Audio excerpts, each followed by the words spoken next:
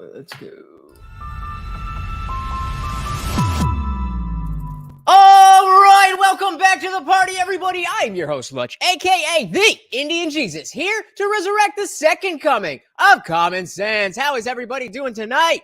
Oh, let's party. Real quick, I want to give a shout out to the replay gang. Thank you so much for coming back to check this out, even though you missed the live party. That's the best part, but don't worry, you will still very much enjoy this. But the live party is the best part. So make sure you are here every Monday, Wednesday, Friday, 8 p.m. Eastern, and sometimes whenever I feel like it. So hit that subscribe button, ring the bell. I've been dropping videos every single day, and I think I'm getting pretty good at it. Before we begin, a big thank you to MySickShirt.com, sponsor of the stream. Whatever your persuasion, they've got something for you. And of course, it is the only place to get your very own The Indian Jesus official merch. Only at MySickShirt.com. All right. Let's party. I'm excited for this one. So we're doing something a little bit different. Not too different, just a little bit different. We've even talked to with this person before. But I just wanted to do, something a little more fun. And especially since our last show didn't really turn out the way I wanted it to, I wanted to make sure we were going to have a good time. So you guys know Dave Smith, part of the problem, libertarian stand-up comic, been making waves in politics, doing his thing. He and his co-host, they did a live podcast in Detroit. And I just thought, it was a really good commentary and it was fun. So let's do it. As always, if you cannot hear the video, please do let me know. Part of the problem on the Gas Digital Network. Here's your host, Dave Smith. What's up, Detroit? How are we? Woo! We have had a fun time out here in Detroit. This has been quite a time. I know a lot of you guys were here for the stand-up show. Everyone having a good night so far? Detroit, and we gotta leave pretty soon in the morning, Rob, just as quick as we came, we leave. I never even convinced any homeless people to kidnap the governor. It was my one big plan while I was here. I am so glad that they fixed that. I listened to this in the car, and I was like, oh, it sounded really good. But, okay. Thank you, Robbie, the producer there, just fixed that. All right, I was worried about that. Back into it. And back into it. Never worked out. Every time I came up to them, they were like, we've heard that one before. Detroit, everyone hypes you guys up like it's a real dangerous town, but I'm not seeing it. Everywhere I go, we were in St. Louis, we went to Chicago, we went to all the places where they say everyone's being murdered. But not in my white part of town, I'll tell you that. Not where they put me up. Everyone just seems friendly and nice. I'm like, when does the knife fight start? But I guess it's not coming. Shockingly nice down here. Yeah, very nice. We don't tell anyone. We don't want them moving in. I'm Detroit. So just for a little bit of context, they just did a live, just regular stand-up comedy show. So they're kind of transitioning into the podcast itself, but we are getting there. All right. It's a weird thing.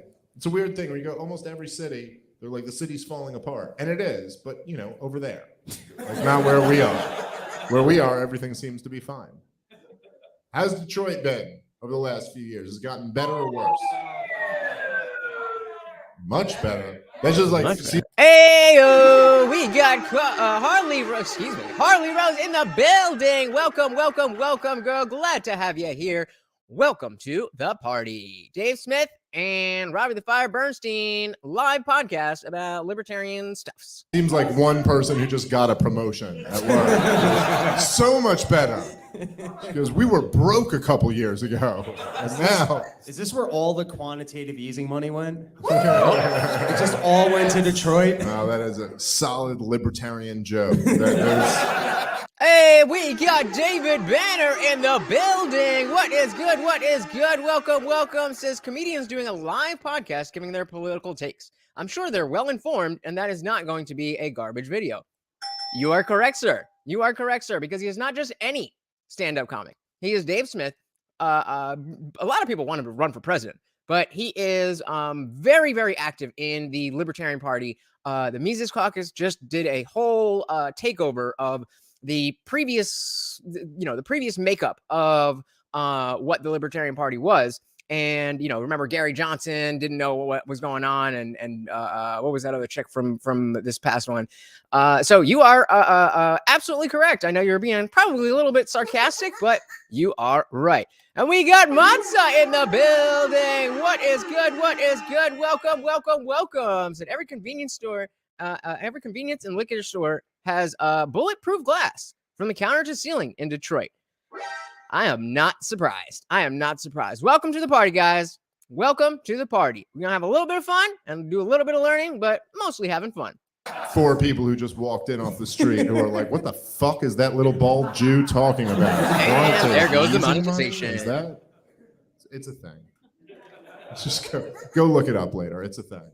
Well, we're all right. So we're doing a live part of the Problem Podcast, which for those of you guys who have seen this before, we bullshit for a little bit and then we take questions. If there's anything you guys want to talk about or ask us, you'll get an opportunity to do so. But I don't know what's going on in the world, Rob. It seems like we figured out, shockingly, it turns out it wasn't aliens that we were shooting down from the plane, from the sky a few weeks ago. I know a lot of you wanted to believe it was.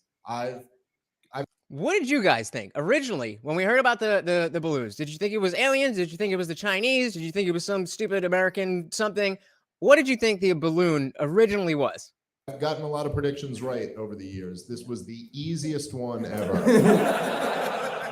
They were like, do you think it's aliens? I go, no, I don't. They go, but look, Joe Biden shot something down.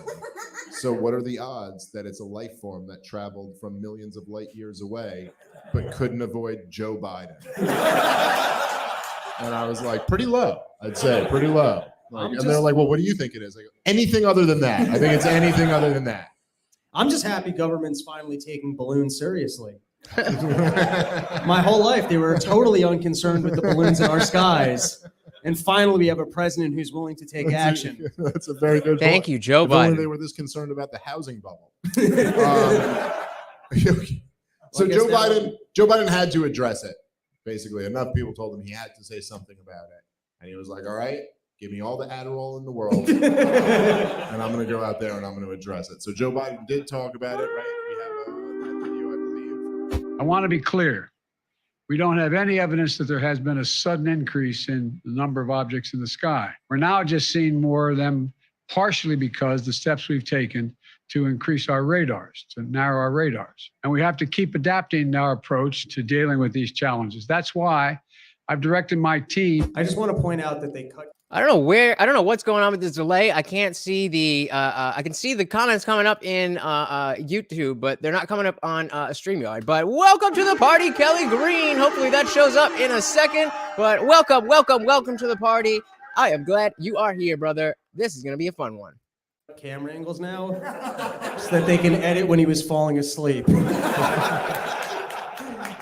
They got a 2-camera shoot there system. we go. Like if you see one eyeball sinking down low, switch to the other one. This guy's 120 and he's had 16 vaccinations. Please don't focus on the eyeballs too long. So about the balloon, Monza says distraction from the hearing going on in the Hill. That's a good guess. Harley said, I believe it was foreign U.S. weather surveillance balloons.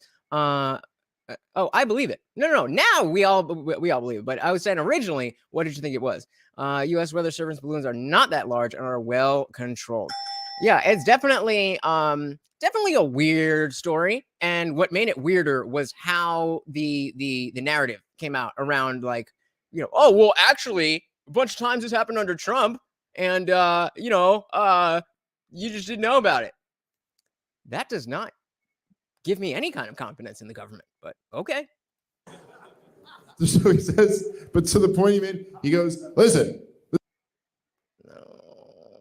is nothing new. There's always been things in the sky. We're just seeing them now. And that's why we have to step up the efforts to see them even more. Let's play the rest of this. That's exactly like the whole Rona response, where I just got Rona and I was so sick. It was terrible. It's a good thing I got jabbed. if I didn't, it would have been worse. To come back to me with sharper rules for how we will deal with these unidentified objects moving forward, distinguishing between those that are likely to pose safety and security risks that necessitate action and those that do not. But make no mistake, if any object presents a threat to the safety and security of the American people, I will take it down. And this Stunning and brave. That is a show of strength. He will take down any balloon. Any balloon? No match for Joe Biden. is really saying something for Joe Biden. Has he ever sounded more senile than he did right now? Because there's objects everywhere. There's always been objects anywhere. But if those objects are getting mad, don't think I won't take out those objects. Isn't it just only like government officials can get away with this nonsense? When you're just like, you just want to ask the most basic question. You're like, what was the fucking object? What was it?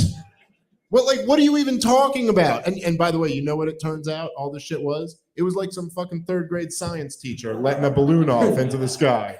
Being like, look, kids, this is how it's gonna, like, oh, look, you see how it's interacting with gravity? And then the Pentagon shot a $300,000 missile at it to try to make Joe Biden look like he doesn't have a soft penis. That's the story. That's the story that engulfed this nation for the last month. I hope that this becomes the biggest issue of the next election. I shoot down so many things in the sky. Trump's up there at the debate. I will take care of so many more balloons than him, okay? If you think Biden can shoot down a balloon, I care so much more about the balloons, okay? I'll use the biggest bombs. That should be how we decide who wins. Just drop balloons and give them each a needle and be like, who can pop more balloons, right? That would be the best way to decide. That would be the best way to decide the president. Because clearly, just, democratically voting is not really getting us very far. So, yeah, just get them in a room together. We get one of those things from like graduation where they have the net and there's all the balloons up there and you don't even know because you don't look up. And then they come to the debate stage and it's like, actually, just kidding. We're not going to ask you anything. Let the balloons go. You each get one noodle. Whoever can handle more balloons can handle more adversaries. David Banner said this video is already a little too facetious because it's clear they don't like Biden. Do you? I don't know anybody who likes Biden. Whoever does is the next president. Fuck it, let's have some fun, man. It seems like, and like I said, this is not necessarily meant to be like, okay, we're gonna be fair and make sure we explain things. This is a stand-up comic who has a great understanding of geopolitics, the economy. Exactly, Harley. Who does like Biden? I don't necessarily think that is a bias to say that. Well, Joe Biden is not really all there. So I mean, glad that you're willing to hear them out. But I just find that as a weird thing to be that, oh, this can't be real because they don't like Joe Biden. As Harley says, who does like Joe Biden? we really like exploding shit. Like if there was one thing that seems to get the Americans excited, it's exploding things. It is what we're best at. Right. And real quick, guys, I got some treats here for Morty. If we can get to $50, you will see him chomping down on that thing. Of course, every super chat gets Morty a treat, but I just had something special for him, and I needed a reason to give it to him. And if you wouldn't mind liking the video, that would be amazing.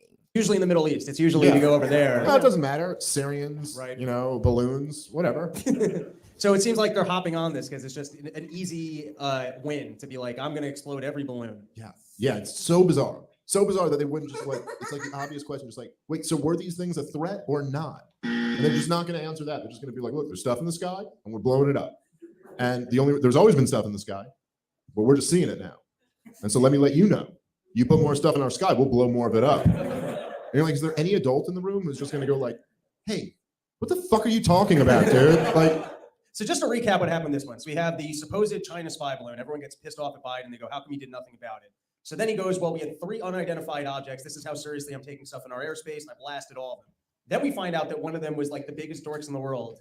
We're floating a balloon with a little radio thing on it. And biggest dorks in the world. This is coming from us in a room full of libertarians, all right? We're saying we're even turned off by how dorky those guys were. Libertarians, we're all dorky. It is what it is. Now, back to your quantitative easing jokes. So then people turn around, the dorks go, hey, you shot our balloon. And then it turns out also we have satellites. They're like, excuse me, you owe us $49 for that balloon. But also they would know. We see like footage when you have UFOs, these planes, they have cameras on it. So they made a decision on purpose to blast a $10 balloon with a $400,000 missile so that they could pretend like they were taking UFOs seriously. Man, that is Tax dollars at work.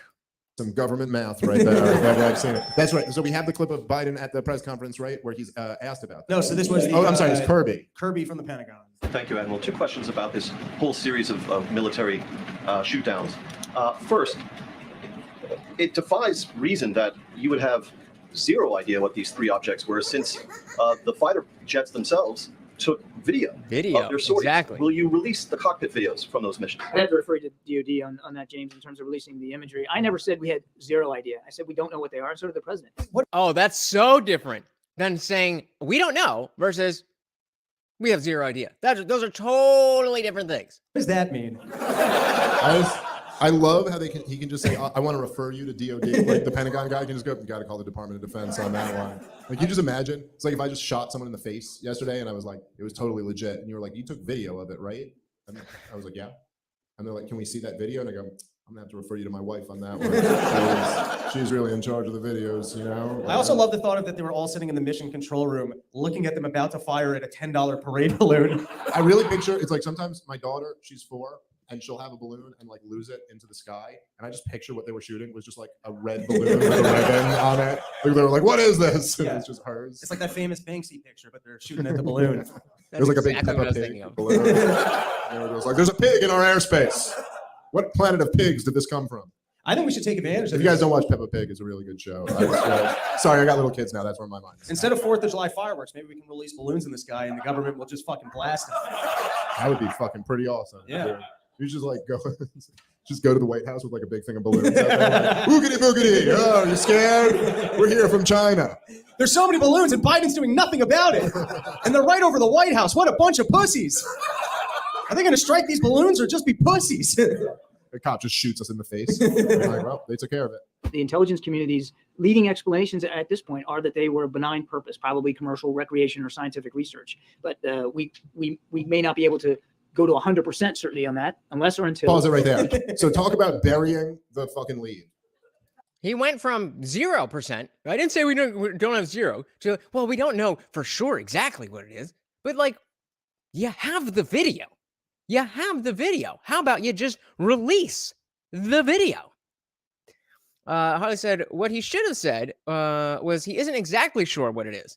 They have ideas of what it could be, but cannot confirm yet. None of these speakers know how to speak. That's exactly right. I don't understand how this is another issue with government, is that the way that it naturally works is you fail upwards, is that you are bad at your job, but because you were there, and a lot of times because you took crap for being bad at your job, we're like, oh, you did a good job taking crap, so we're going to give you a promotion.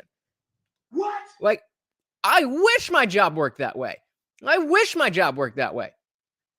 I could just be like, I tried. It was really bad. But you guys are going to give me money anyway, right? So he just basically said, he goes, well, we can't say with 100% certainty, which is always the cop-out for anything. Like, I can't say for 100% certainty that you people are real people and that we're here, you know what I mean? But he just goes, oh, by the way, the intelligence community seems to think that we're all for benign purposes, either scientific experiments or non-threatening. So that's the story. Is that convincing? Is that convincing? So why is it? Of course not. That was a rhetorical question. That's not convincing at all. So how is it so common that this is, the way that we communicate about these geopolitical issues that potentially, I'm not saying this balloon specifically was, but they do the same thing when they're talking about the war and everything else. They can just not answer questions. They can just kind of do the politician thing. And people just let them go. You have some people like Peter Ducey who will, nail down on some questions or at least try to. But the system is set up that it's okay for Kareem Jean-Pierre or whatever her name is to just be like, well, President Obama. President Biden. We'll circle back. What? And that's the whole press conference. How is that doing anything? Ladies and gentlemen, all this talk about shooting balloons down, it was all just people flying stuff. and the government freaking the fuck out to try to prove that Joe Biden can still get a boner. That's what this whole thing was. Them to try to be like, oh, he'll shoot stuff down. You think he won't? That's what it is. So while all these people are freaking out, the alien invasion has come. No, turns out, just like your 6th grade science teacher trying to do a project. I mean, maybe it wasn't 6th grade. Maybe he was like a college professor. Still, it's stupid. Dude, model rockets are fucking fun. They are. That was a one good science day. I used to do those at summer camp. We used to have a whole day where we would just build these little rockets. Have you guys ever done this? Where they're like that big, and you kind of they come with all the pieces, and it's like a model airplane type thing, except it's a rocket, and then you set it off. And oh man! And this was before so I'm in Jersey, and fireworks are legal here now, but they weren't all my life. So like if you had like the tiniest little firecracker, it was like, ooh, we're doing something dangerous. But these rocket things, I don't know exactly how it worked. I was a child and I was at summer camp, but they were fun. They were fun. Yeah, it really was. But they'd never work that good. Like you'd always like get one going. Like one would go like way up in the air, and then you'd be so excited about yours, and it would just like fizz. It would just go and go right into the ground. Monta says Susan Rice, Avril Haines, Lisa Monaco, and Victoria Nuland are the ones running this country for Obama. And Kelly agrees. Yeah, it's. I mean, it could not be more obvious that Joe Biden is a puppet, a figurehead, a caricature of what a president should be. All of the above. I don't get it. Like we all see it. We all understand it. The emperor has no clothes, but we just go along with it. Why? Classic. All right, let's watch the last of this. And get to the debris and analyze it. And as I said earlier, that task alone is going to be very difficult. And I can't predict with certainty that we're actually going to be able to get recover the debris. But we never said we had no idea. We can't prove definitively. The intelligence community has helped us try to do some analysis on this, and that's their leading explanation. So you have tried to portray this entire sequence of events as one in which the commander-in-chief demonstrated good judgment at the right time and did the right things. The president's critics obviously see it differently. And what they depict is a commander-in-chief who, according to the Washington Post reporting, was able to track this Chinese spy balloon from the inception of its mission off of Hainan Island, all the way to U.S. airspace and across the country. And eventually that was shot down after the Chinese had a good look at whatever they wanted to see with that balloon. And who then... This guy talks like the Moderna vaccine is failing him as he's trying to ask the questions. I knew I shouldn't have taken that Johnson & Johnson. By the way, I will point out also, Kirby, this is what all these guys do, is he's like slick enough to like, what very obvious question did he not answer? He was talking about, we shot him down. We may not be able to recover the parts. We may never know with certainty. The guy asked him a very specific question. He goes, you have video of this. Can we see it? And he's like, got to talk to DOD. But the thing is, we may never know what happened with it. So just totally like ignoring this thing. And now this guy's pointing out. The pilots were probably literally on tape going, sir, I think that's a child's balloon. Are you sure you need us to use an advanced missile on it? Yeah. I was like, hell yeah, take it down. So anyway, so now he's talking about the one balloon that they're claiming was a Chinese spy balloon, which again, I don't know if that's true. Don't trust any of these guys for anything. But he's saying, I promise the whole thing's not about the balloon. The official report that Biden had tracked it before it even got here. They let it get all the way across the country and then shot it down. And now this Kirby guy is trying to be like, this is how great Biden is. He took that out, as well as these other balloons, which even he admitted were nothing. Presided over a series of missions in which millions and millions of dollars were spent and missiles were fired at objects that you now concede most likely were benign in nature. And that suggests a commander-in-chief who overreacted after allowing the Chinese spy balloon to do what it did, and then went trigger happy on a bunch of kites and balloons that had no military threat to them. What do you say to that depiction of events? Hey, we got Divine and Rod in the building. What is good? What is good? Welcome to the party as well as per usual. How have you been? Welcome, welcome, welcome. Glad to see you guys here. Welcome to the party. We are checking out a live podcast of Part of the Problem with Dave Smith and Robbie the Fire Burnstein. Monson says, it wasn't a spy balloon. China has too many of our politicians in their pocket to need to send balloons over to this country. I thought it was a typo at first, but I gotcha. It's no balloon. It's no balloon.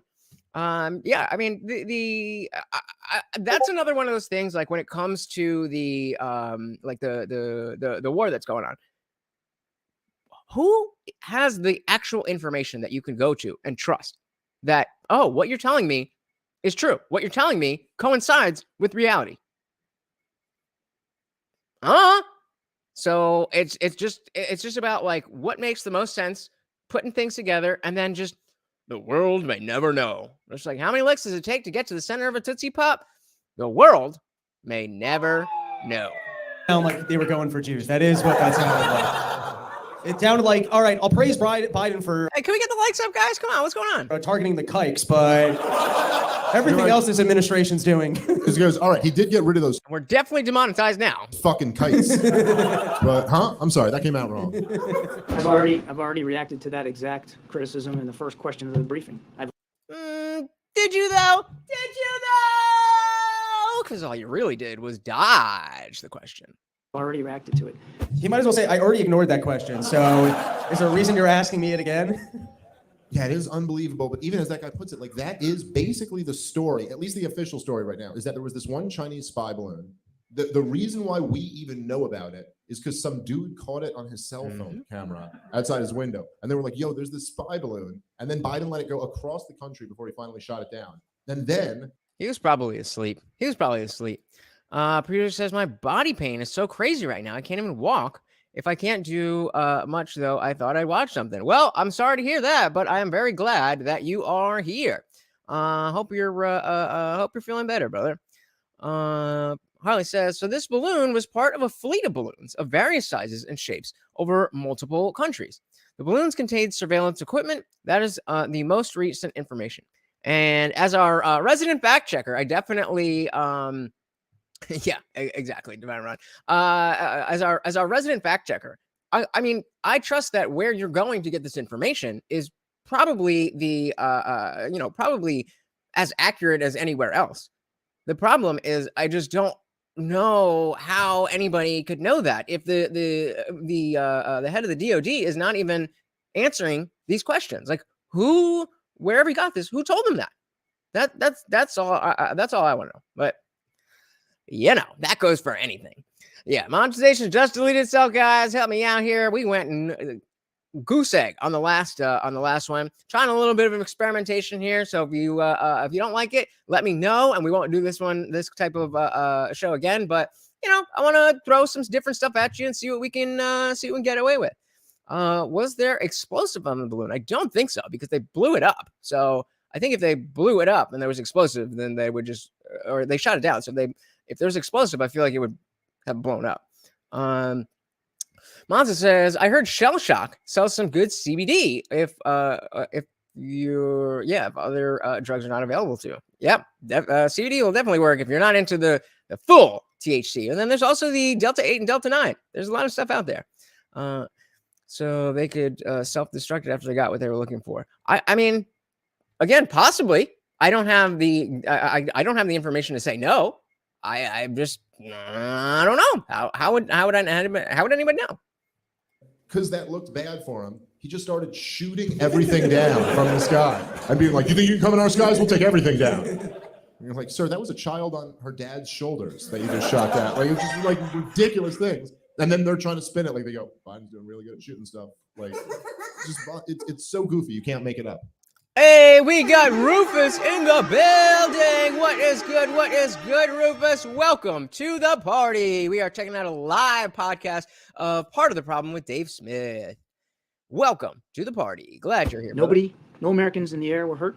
No Americans on the air were in the ground were hurt. James? No Americans in the air were hurt from a balloon. Good job, America.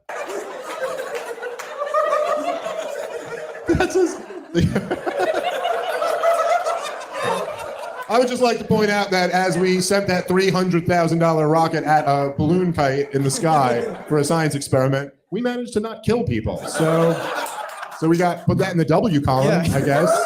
I don't know.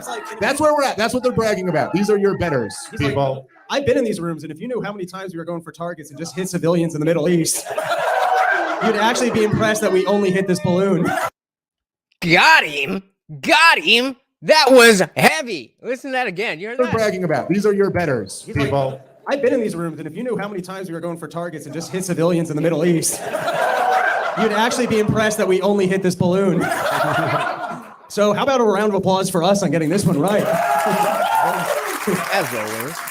That is actually what he's saying. That's actually something I want to point out as to why this podcast and this person is someone that I trust and have a lot of trust in to take the information that's out there about whatever's going on and to spit it out in the proper, for lack of a better word, the proper perspective. And I've talked about this before, but when you have people who can take incomplete information and connect dots that may not necessarily be there, and then they turn out to be right and essentially predict the future, that's someone you want to listen to. That's someone you want to listen to. And so these guys, especially about all the Rona stuff, they were one of the first people I heard talking about all of the, all of the stuff that we know now that we still can't talk about on YouTube. They were right at the beginning. They were like, well, this doesn't make sense, and that doesn't make sense, and so on and so forth. That's a big piece of determining who is good to take information from. People who can predict the future, not by psychic anything, but by paying attention and reading between the lines. Those are the people that you want to pay attention to. We didn't even kill no innocent people. We will next time. Let me tell you. No significant surveillance achieved by the Chinese spy balloon. You sure about that? And now we have an opportunity to learn even more about this program, a program that we started to really study in earnest when we came into office. No apologies here. You make the best decisions you can with the information you have and at the recommendation of the leaders in the Defense Department who are going to have to execute on that mission. The president did exactly that. He put the safety and security of the American people first, and he will never apologize for that. Nor should you can say that, but without giving us the information on which he made this decision, then we can't verify that. You're just saying that he did the best on the information that he had. Just give us the information that he had, and then we'll determine whether that was a good choice or not. That's how this is supposed to work. That's what these press conferences are for. It's to let us know what you know, not to be like, trust us, we got it. Just trust us. And people are so used to this now that it's like, okay, well, he said it. He's standing in front of a thing that says the White House, so must be true. Thing you know now, knowing everything he knows now, would he take the exact same steps and shoot off these expensive missiles at these benign objects? We're going to put some more policy parameters in place, James, to govern the way we handle these going forward. You make the best decisions you can with the information you have at the recommendation of military leaders. I can't say it any more than that. So, all right. So just to be clear here.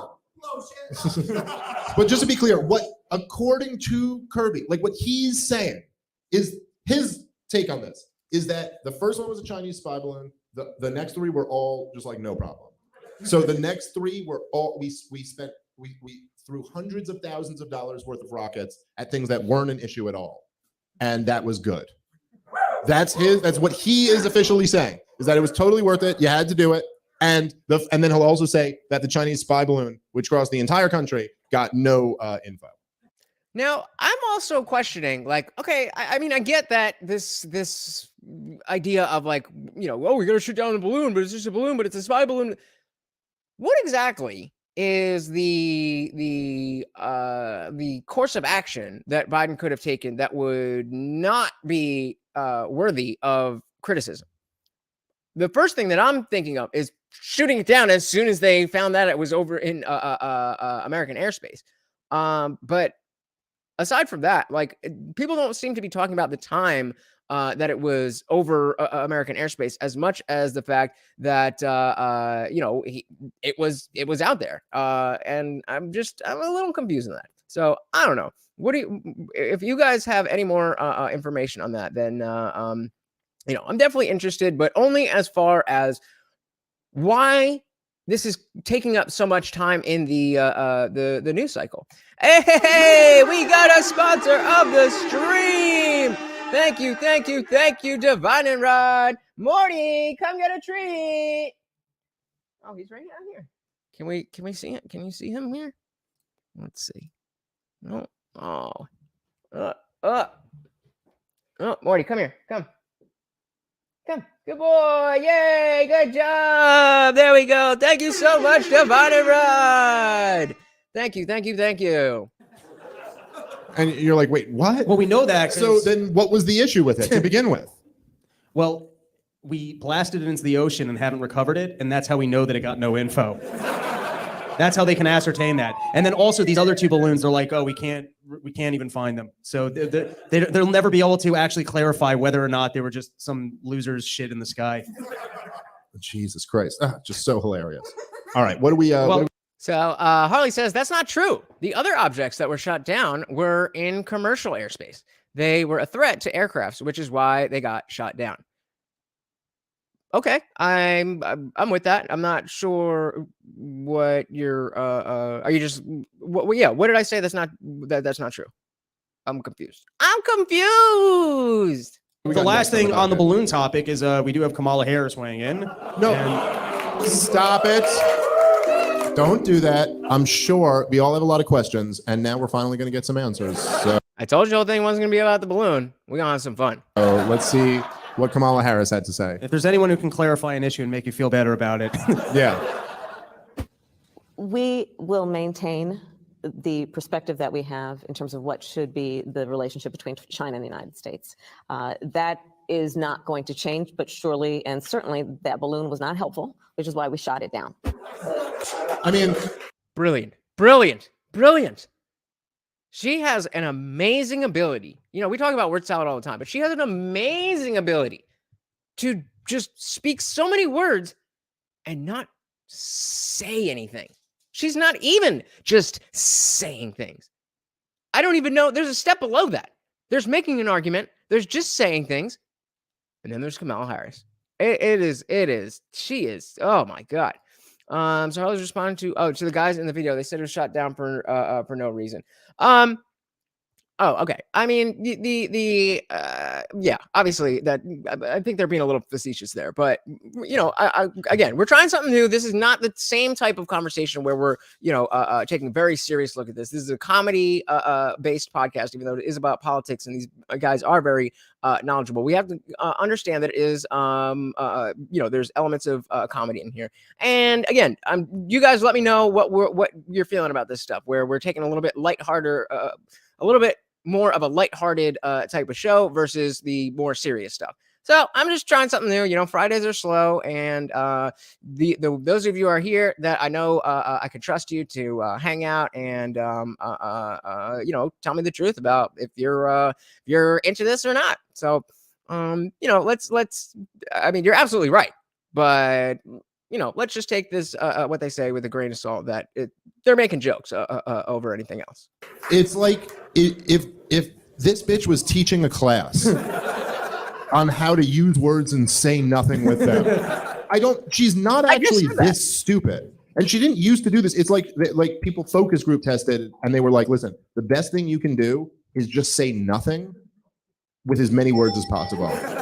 And she's just like, I'm on it. Don't worry. And she's like, the relationship between China and America should be as we think such should exist. And it will. He forgot the okays and say, China is a country, okay? And they had a balloon, okay? And it was flying. And we are a different country, America. And even though a country is on the ground, in the air too is also the country. But that is Kamala Harris. And it is so frustrating.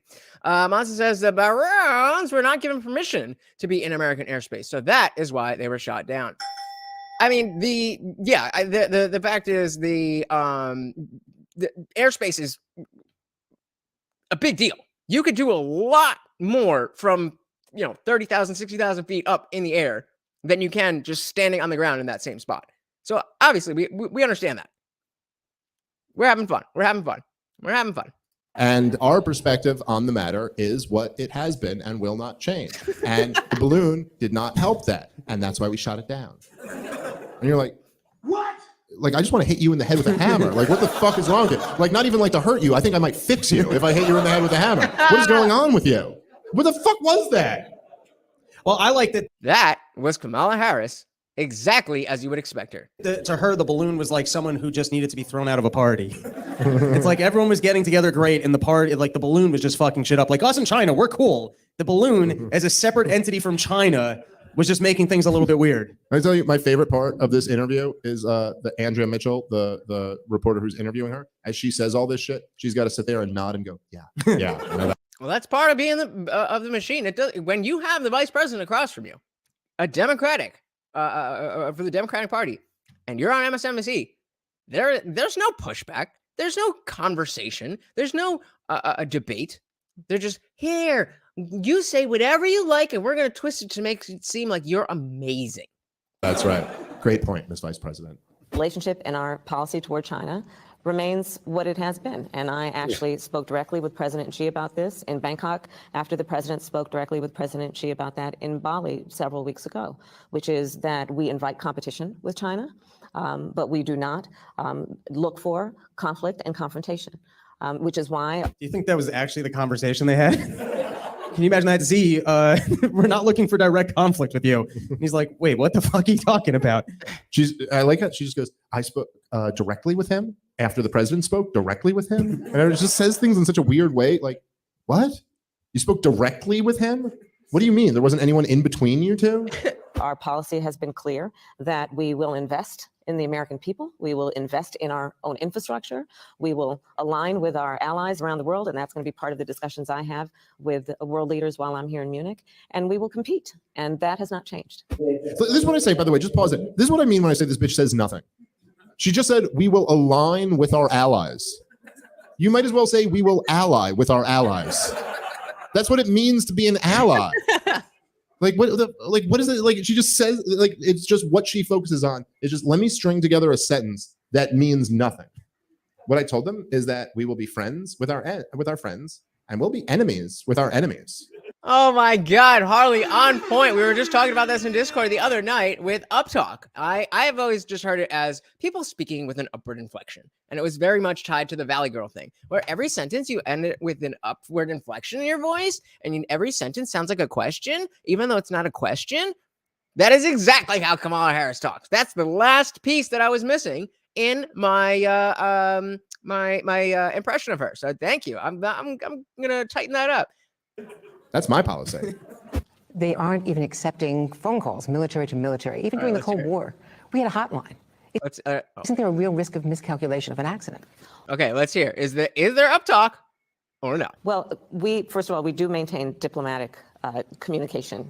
But not military to military. Okay. Military to military is something that we will strengthen. There it is. And we realize how important that is. We certainly realize that. And I would assume and hope that the Chinese do as well. The Chinese would. Okay, so it's not too bad, but she's definitely doing it. She's definitely doing it. And that is, as Dave was just saying, it's not like she always used to talk like this. It's not like she is a dumb person.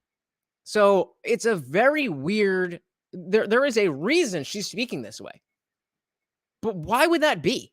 What could possibly go to like what possible benefit could there be to just, I don't know, maybe the only thing I can think of, because those of you here at the beginning and hit the poll of who was worse, Biden or Harris, we had 83% saying that it was Kamala Harris. And I think I figured it out, guys.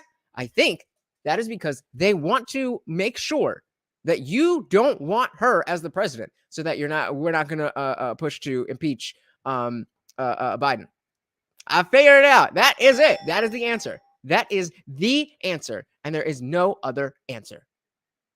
There might be, but Ruth says, sometimes I think political stuff seems to be directed at very young people. That is absolutely right, especially with the Democrats, because they bank on the idea that young people don't know much about politics. The best example of this is when the socialist Twitch streamer Vosh went on Timcast IRL. And he was talking, they were talking about Biden and policies and this and that. And something came up about racism or something like that. And Tim or one of the other co-hosts brought up the 94 crime bill. And Vosh was just like, well, I was in high school, so I don't know. So Rufus, you're exactly right. That's exactly why they focus on younger people, because those are the people that they can fool with this BS. Those are the people that don't know any better. And that's why they say, if you're not a liberal when you're young, you have no heart. And if you're not, well, let's say conservative as you get older, you have no brain. You have to do it as well in order for you to have conversations with them. That makes zero sense. Like, that's just her. Like, she goes, your militaries aren't even communicating with each other. And she's like, yeah, And we realize how important that is. And we hope they do as well. We realize how important that is, and we hope that they do as well. All right.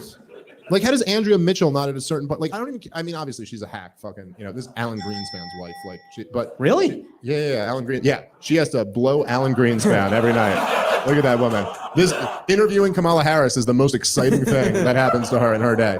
But even she, like, wouldn't you imagine it would just like eat away at your soul to like ask a question like that? Like, you just went, hey, here's the two most powerful countries on the planet, both loaded up with thousands of H-bombs, having confrontations, and your militaries aren't communicating with each other. And the vice president of the United States goes to you, yeah, and that's important. And that's why we're going to work to strengthen that. And you wouldn't just go, bitch, what the fuck did you just say to me? Like, do you not have an answer to that? But she just has to sit there and go like, just please keep talking to me so I don't have to go blow Alan Greenspan right now. Please draw this out longer. But at this point, I think, it's spot on that they don't know how to spin a narrative in a good way anymore.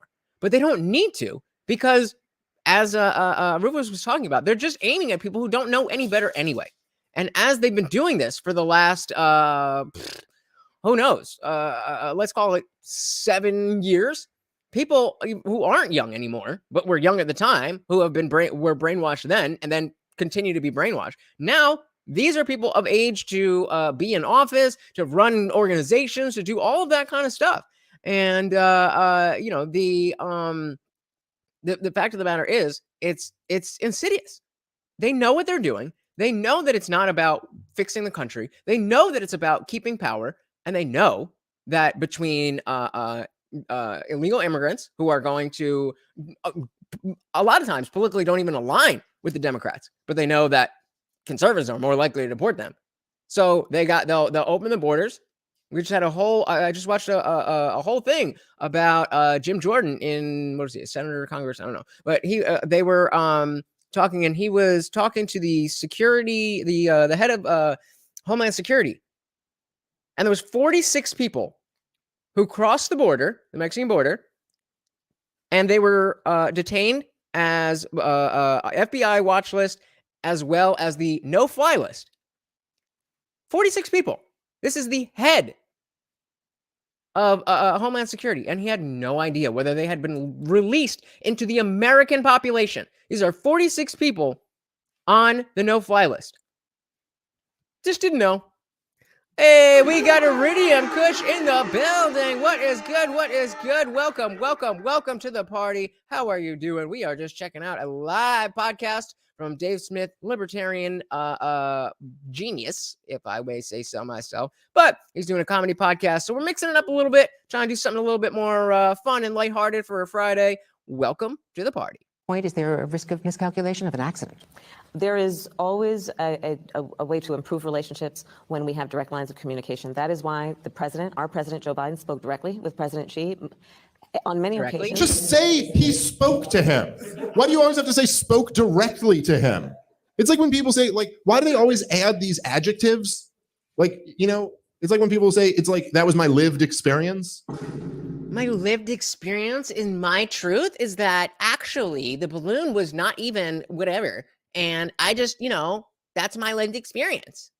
You're like, the word experience covers that. Well, like, you don't have to say, like, it's like, that was my experience. Like, were you alive at the time? Or were you, it was your lived experience. Like, what is it? You spoke directly to him. Who else? That's what spoke to him means. Lived experience is helpful because then they're letting you know before they tell you the next thing that it's bullshit. They're just letting you know right away. Yeah. They're like, hi, I have something about my feelings that is not relevant for this conversation. Exactly. That's anybody who uses these buzzwords. You can tell where they are coming from. And you're not going to know everything about them, but you're definitely going to know what type of lens through which they're looking at the world. And if you're talking about my truth and lived experience and speaking directly with me, these are signs that we want to look out for. And most recently in Bali, it is why I spoke directly with President Xi when I was in Bangkok just several weeks ago. It is a priority of ours to ensure that we keep open lines of communication and that we make America's position clear. But didn't you just say that the military wasn't talking to each other? I don't know. And again, we made America's position clear about that balloon when we shot it down. You know what I think might be happening here? Do you remember in Super Troopers where they have a dare about how many times he can say meow? After he pulls someone over. You might have cracked this code, Rob. That might be it. It could be we're just being fucked with, and they tell her before an interview, all right, Just hit as many directlies as you can. if you can say directly over 20 times. Because I swear, as I'm watching this, I do feel like turning to you and going, I'm freaking out, man. Like, I do just kind of feel that Super Troopers vibe. You are freaking out, man. Guys, I hate to beg. Can I get 2 more likes, please? Come on. All right. You might have nailed it. All right, guys, let's take a quick moment and thank our sponsor for today's not show. say we did. Okay, fast forward then.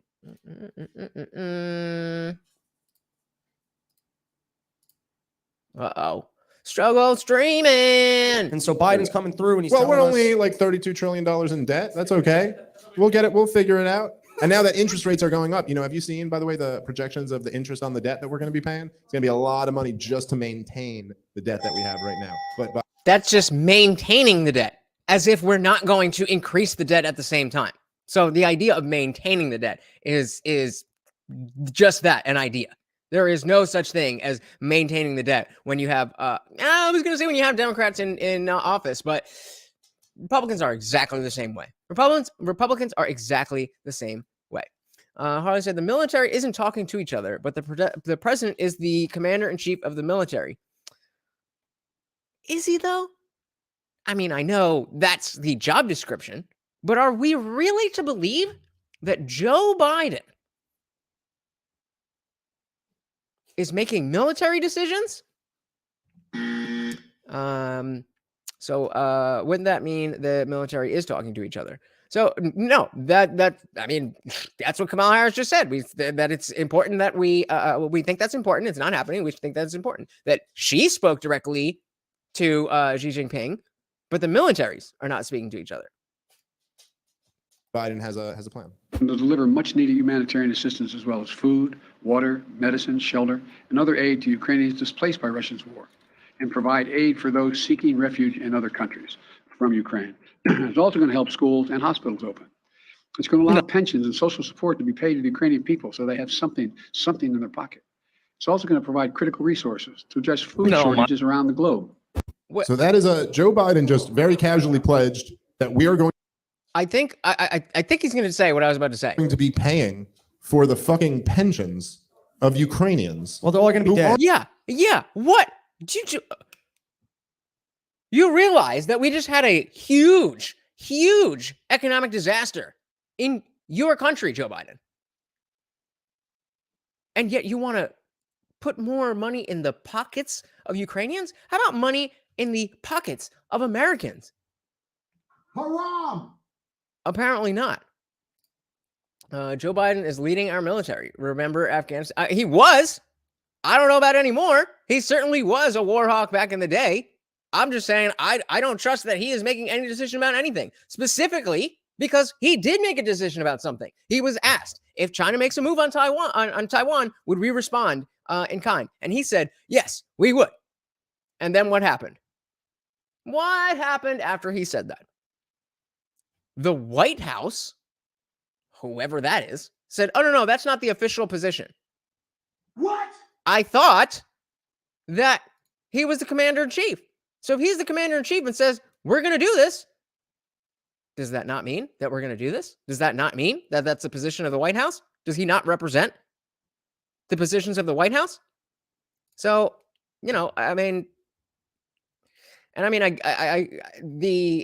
fact that it was the getting out of Afghanistan was botched certainly isn't a matter of like Joe Biden was saying, all right, let's do this and then do that.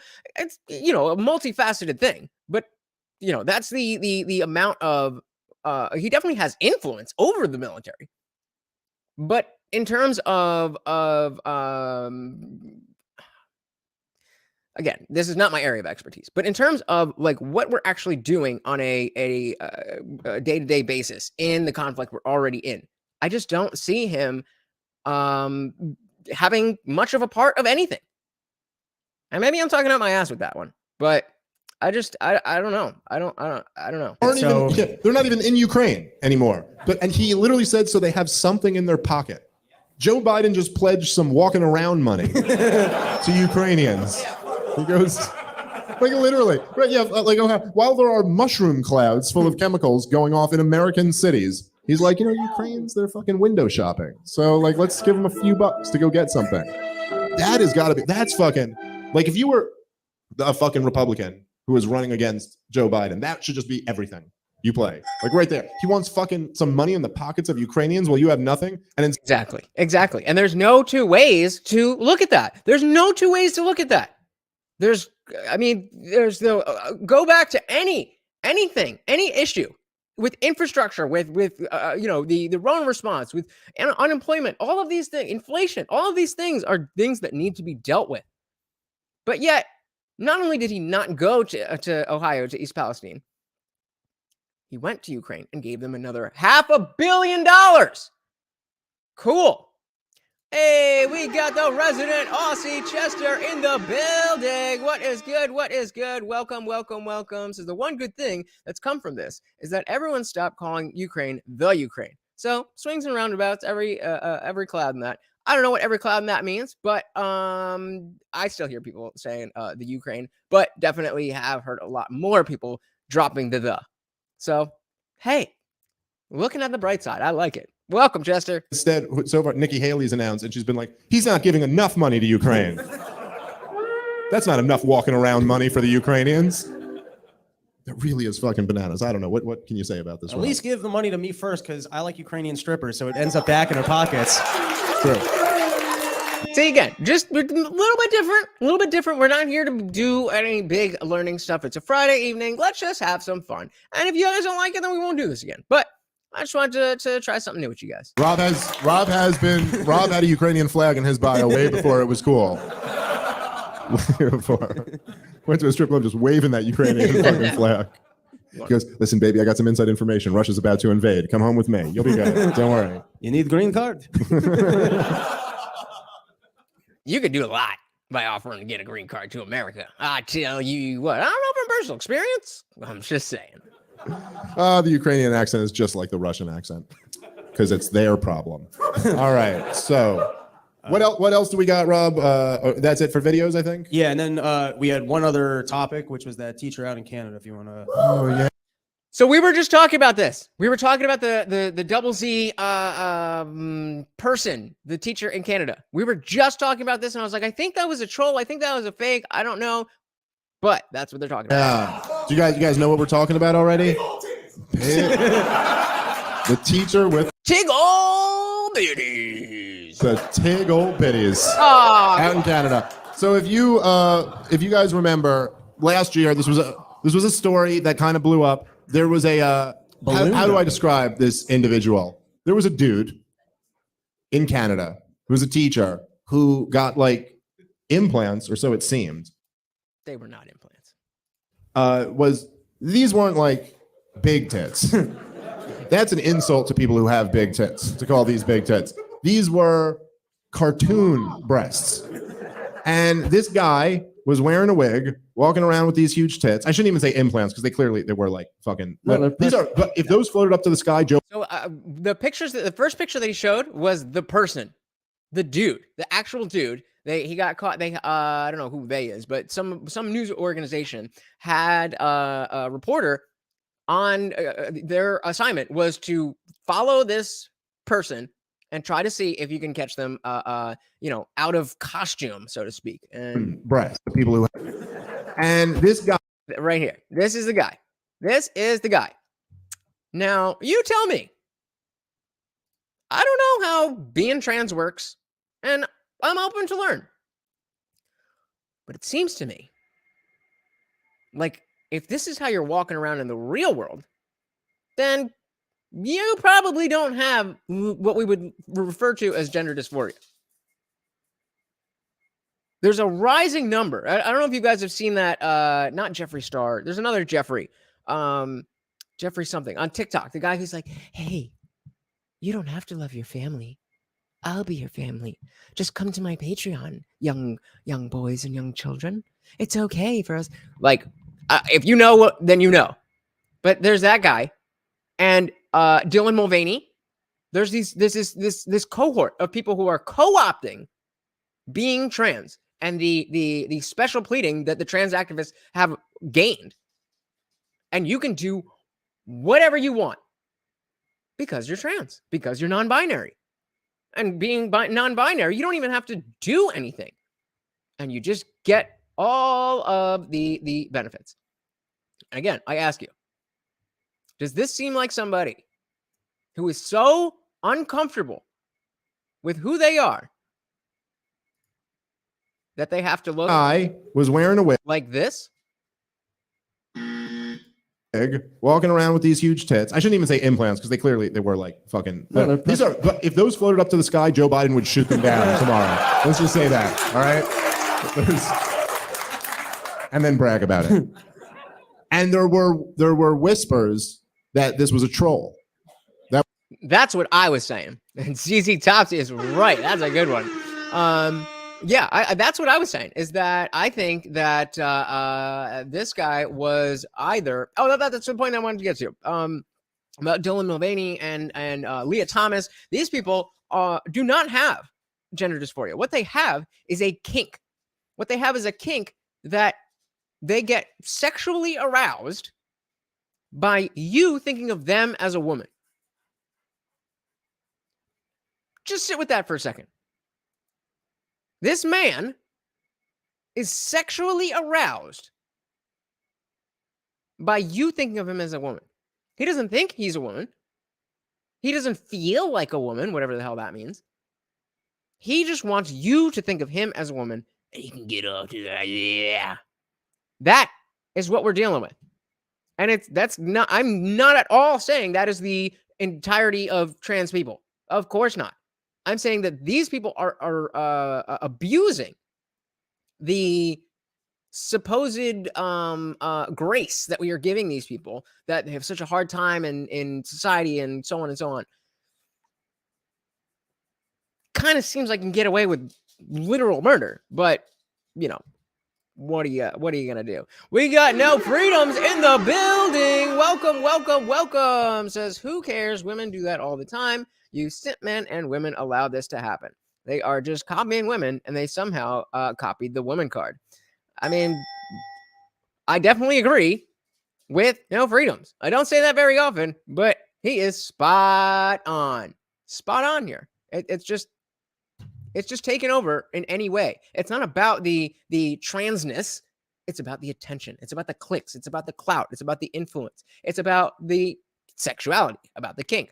It's not about it's not as simple and as straightforward and as wholesome as they want you to think of it. Hey, we got our resident sausage in the building. Jimmy Dean says, want to hear a myth? A woman without mental disorders. Oh, come on. I mean, I was like, there were rumors about this. Now, it seems like this has been confirmed, as people have supposedly spotted this person walking around without them titties. Told ya! And no, that's not Tim Dillon. It's not. No, Tim Dillon. Put a one if you know who Tim Dillon is, because if not, I'll pull him up. Has millions of dollars more than this person, and yet the same outfit. But that's Tim's choice. Well, we respect choices. We respect. I think we're being unfair because maybe he identifies as a dude when he's buying milk and identifies as a giant-titted freak when he's teaching children. Now, I think the story was that this guy was in trouble and he was like, they were trying to fire him. Oh, so it's like a Mrs. Doubtfire thing? He had to commit to it? He was like, if I'm going to see my kids, I got to show up with these giant titties. No, but he basically did that. He went, oh, I'm trans now, so that they couldn't fire him. And he just showed up with these gigantic down to his knees titties, and it worked. They were like, well, we can't fire this lovely woman. I mean, they did end up firing her, but see what I just did? I've gotten brainwashed. Oh no! They did fire that man who was playing dress up to troll everybody, if not to sexually arouse himself. So we got to just let her teach our kids. You're saying this is actually the coolest man ever. You know what this feels like? This feels like this would have been the greatest 90s sitcom. That would be a great sitcom. We got Indie Film in the building. Welcome, brother. Says, dude is clearly a non-binary, fluid bi trans, you bigot. I'm sorry. I didn't mean to offend anybody. I just want to look out at the world and see what I want to see. I think he's just sticking a big finger in the face of the school system, and they are afraid to call him out. Genius. I mean, it was, they eventually, this person, I don't know, I'm gonna get canceled, whatever, but they eventually did get fired, or at least like not, put on suspension or whatever. But yeah, I mean, this is the troll. This is the new thing. This is the new thing. If you give people an out that says, if you are non-binary, if you are trans, if you're part of this community, then you have a different set of rules. That doesn't mean that everybody in that community is abusing those rules. It just creates the opportunity, and where there's opportunity, people will take advantage. This is just like the argument with welfare. I don't even necessarily, I mean, we can get into it, but I don't necessarily have a problem with there being social safety nets for people.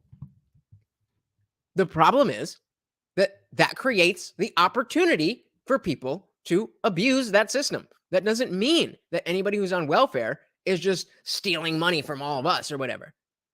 But it does mean that some of them are. Horace says, if Adolf was still around, he would be happy to see the U.S. is now partaking in his human experimentation. In case nobody noticed that, bars. Hitler would be like, all right, they took off everything I was doing, and they're going with it. Exactly. Yeah. Did you guys see that one? Oh, I wanted to real quick before we get back into it. I wanted to I had one thing, and then I want to show you the other thing if you guys haven't seen that. So real quick, while I'm showing you this, have you seen the Jeffree Star comments? This is from Freedom Tunes. If you're not familiar, Shimcast, Seamus Coughlin of Freedom Tunes, often on Timcast. I don't know why I'm all ums and buts and blah, blah, blah. My gosh, chemicals are spilled all over Ohio. Not anymore. We've written a bill to stop it all. It's called the Junk Fee Prevention Act. We're going to ban surprise resort fees that hotels charge on your bill. Oh my gosh, there's more Chinese spy balloons flying over the country. Our enemies are flying in our airspace and watching us. Hurrah! Hello, this is American Airlines. We're making airlines show you the full ticket price up front, and we'll prohibit airlines from charging $50 round trip for family just to be able to sit together. UFOs! There's freaking UFOs all over America! Here's a free coupon to Arby's. Become a member at Ah! for exclusive What did we do? What did I do? What did I do? Okay, yeah, I just wanted to show you that one real quick. I thought it was funny. That's but so we have a 50-50 on Jeffree Star, so we're gonna take a little detour, which doesn't seem like you guys are gonna mind because I don't know what you're enjoying this, but it's my show, so we're gonna do what we want. Real quick, Jimmy Dean says, I don't know, man, trying to help the poor sure seems like communism to me. Facts. This is facts. Google the Azov Battalion. Just said, I don't want to defend Nazi Germany. Well, that's good. But at least their experiments were designed for scientific value. I would argue that chopping up children has no scientific value. I would also agree with that. So which is worse? Definitely killing people is worse. But I get the point that you're making. Yeah, but they also did more than that. So I get where you're coming from, but that's I don't know. You're gonna have to do a little bit more of the heavy lifting there. But so quick side detour. Let's check out the beautiful Brett Cooper and what is going on. The title of this is how based is Jeffree Star? If you're not familiar, you probably have seen this person. But I'm Brett Cooper. Today we're going to talk about a bit of a controversial subject. It's something that I didn't realize was so controversial because I did not grow up on the YouTubes. We're talking about Jeffree Star, who is a ridiculously controversial figure, especially today. He was one of the original beauty bloggers, YouTubers. I never watched his stuff. I have no idea the kind of controversies that he has been surrounded in. But when I've talked about him in the past, half of you guys are like, oh yeah, based Jeffree, killing it these days. And then half of you guys are still very angry about things that he did in the past. I have no idea what he did. So I'm just going to focus on the now and what he is saying about gender identity and transgenderism. But before we get into that, make sure that you like this video, subscribe to this channel if you've not already, and ring that notification bell so you never miss a comment section or off the clock episode. Jeffree Star caused a bit of an internet frenzy a couple of weeks ago. He posted this selfie with an alleged NFL player. Can we get back real quick? At frenzy a couple of weeks ago. He posted this selfie. So this is supposedly with an NFL star. So this is super gay beauty influencer Jeffree Star and supposedly an NFL player. And everybody's like, hold up. Which NFL player is going down on Jeffree Star? With an alleged NFL player. He was like, going home to Wyoming with my NFL boo. And we just saw the back of the football player's head. And everybody flipped out and was like, oh my God. I would say Tom Brady by the looks of it. Who's Jeffree's new boyfriend? Who is this? Everybody was trying to figure out. There were like drafts going on. It was like, who? If you had to guess from that picture, back of the head, and you knew it was an NFL star, who would you say that was? Fantasy football, but Jeffree Star edition of everybody trying to figure out like what the ears and the back of the head of this football player looked like so they could identify it. I was even bought into it. I made a couple of TikToks about it. Like people were literally tracking NFL players trying to figure out if they were going to Wyoming. Okay, so I decided, oh shit, buddy, I gotta dig a little deeper. I think though most of those NFL players have been using VPNs, hopefully ExpressVPN, so nobody could actually figure out where they were. And they can leak connection through VPN plus tap a few online and get. If the NFL players are doing it, you need to be doing it too. Because we literally could not figure out who this player was. And then 2 days ago, he posted a photo with Taylor Lewin and said, look, it's my NFL boo. But that is not actually his NFL boyfriend, if he has one at all. I don't know. Who is that? What did she say? Somebody help me out. Harley with my resident fact checker. Boo. Taylor Lewin. Who is that? Shapiro's little sister. That's his daughter, okay? That's his daughter, okay? But that is not actually his NFL boyfriend, if he has one at all. So Taylor Lewin plays. Oh, so she's about to tell us, but Harley in here says people are mad at Jeffree Star because decades ago, he called a black woman on the street the N-word. Granted, she was being rude to him, but he apologized for that a long time ago. Fair enough. Obviously, that's not how you want to comport yourself in society. But there's been a lot of drama with Jeffree Star. I don't follow beauty YouTube. I don't follow much of drama YouTube outside of the political sphere. But I've been hearing this guy's name for, I don't know, a long time. Like how long has he been an online personality? At least 7-10 years, right? And seems to always be able to reinvent himself. And I remember, what was the James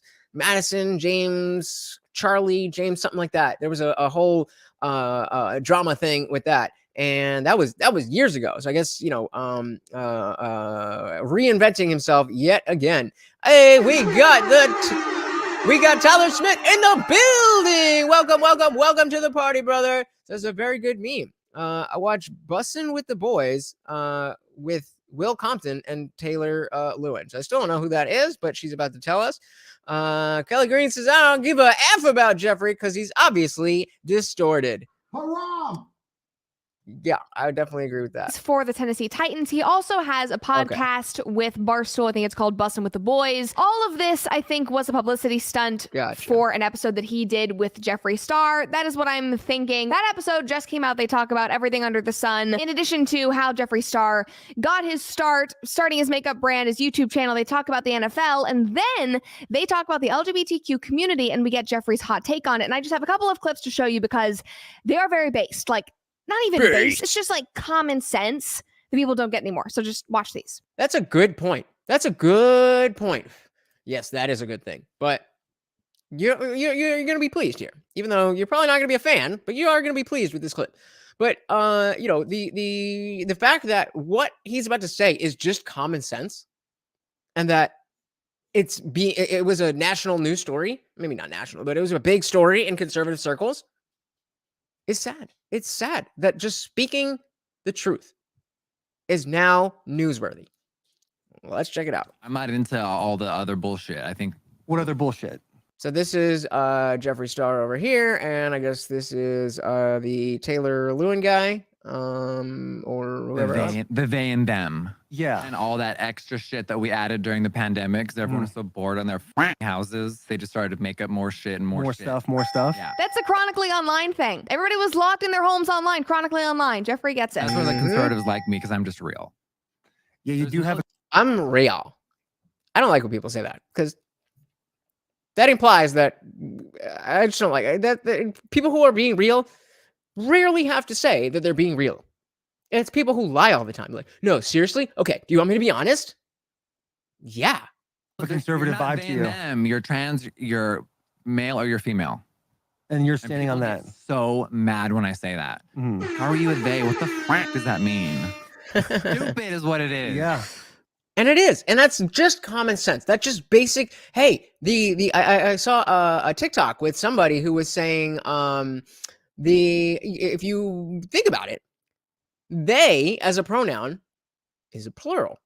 So even if you don't want to be, even if you want to be non-binary and you don't want to be a he or she, if you were to use the pronoun for this cup, would you say they? Those cups? Or would you say that? Would you say it? Because that's how language works. But, you know, I don't know if the hair is real. I mean, I would not be surprised. This dude is like in that industry. So, I mean, I don't know. And I mean, my hair is about the same length. So, what are you trying to say here? You think it's a wig? You call me out, bro? You call me out, bro? What you doing? But yeah, it's just common sense. Just common sense. And it is it's a news story. Let's back this up a little bit. Male or you're female. And you're standing on that. So mad when I say that. How are you a they? What the fuck does that mean? Nothing. It means you are more than one person, which you cannot be. Stupid is what it is. Yeah. But you need someone like me that looks like me to say it. Because if you say it, it turns into you're homophobic. You hate trans people. You hate gays. And it's just how you feel. You don't hate anyone. You just think it's stupid. Because it's common sense. Jeffrey makes a really incredible point that if any of us who do not identify as part of the LGBTQ community, if we say that, they will find any excuse to call us bigots, transphobes, homophobes, whatever. But the ironic thing is they will still find a way to alienate him. They hate him because he says things like this. They hate him because he moved to a ranch in Wyoming and started buying guns and raising yaks. And they're going to fight. He's betraying their community. No. Sounds like a good life to me. Moving out to the farmlands, get away from it all, raise up, run a farm. That sounds like a good time. No, he's not. He's just being real. He's just being himself. Anyway, okay. That was not all he said. He also talked about young people identifying as trans, that was good. I think. All right. So before he gets into that, Harley says Jeffree Star Jeffree Star spoke out against this stuff even before the lockdown. He's been on YouTube a long time. Jeffrey has been a weird self since the 80s. That does not surprise me at all. All right. Thank you again, Harley, our resident fact checker. When a parent tries to direct them. Actually, as I just heard somebody talking about this, this two-spirit thing with Native Americans or whatever you want to call them, indigenous peoples. And what it actually was not a third gender. It was a dig, essentially, at men who didn't live up to the masculine threshold of what it takes to be considered a man in their culture. So you weren't a woman, you just weren't a man. So you were two-spirit. You just you'd stand there. That's it. This wasn't an alternative identity that, well, I'm just expressing my true self. That's not at all what two-spirit was. Now, again, you can fact check me on that. I saw that on a TikTok. It could be made bullshit, but it was from somebody who was a whatever you call them, and that means that makes sense. So you could the 80s, 1985 is in the 80s. to a certain way too young. Oh, let me back that up. That was good. I think when a parent tries to direct them to a certain way too young, not it. Not smart. it. No. The fact that this is something that is spicy Mm-hmm. on the internet right now, people Tell are 'em. clipping this and putting on TikTok and being Tell like, oh 'em. my God, I can't believe he's saying this. It's kind of sad. It is sad because this should be common sense. Protecting kids. Saying this is absurd. A child cannot decide if they are a different gender. They are a kid. The fact that this is spicy is beyond me, but apparently it is. If your daughter Apparently. looks like a tomboy, it doesn't mean she wants to be a boy. It means she wants to explore her creativity, and you should let her be her. It means that she's being a kid. It's literally that simple. Anyway, this podcast episode only came out on the 14th, so 2 days ago. It is just now starting to catch fire on social media, so I don't have any angry TikTok comments for you yet, but this is far from Oh, the we got first more. time We that got Jeffree more. Star has talked about pronouns and gender identity. Literally just last year, he went on Jake Paul's podcast, Impulsive, and was asking the other hosts about this. It was That's like I mean, I don't follow Jake Paul and them other than, you know, what happens in the combat sports arena, but they're like I don't know if they're like woke, but they're definitely not based, right? I don't know. I'm interested to see how that goes on. It was just a great moment. Here's the 2-minute clip you have to watch. I just have one question for Mike. What's my gender? What's his or yours? I just remember Mike trying to cockblock me and Andrew Schultz and he wasn't keeping it real. Answer the Andrew Schultz. Whoa, hold on. What? Like the comic Andrew Schultz? question. What's Jeffrey's gender? You identify as he/he.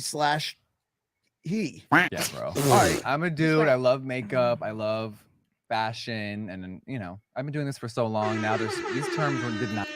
I'm a man and I like, Jeffrey says, makeup and all that other stuff. I have been saying ever since the LGBT, not even just the LGBT, but the trans activists, this push, this recent push of gender bending. I never understood it because at the same time, they're saying, okay, gender is a social construct and it doesn't mean anything. But in the same sentence, in the same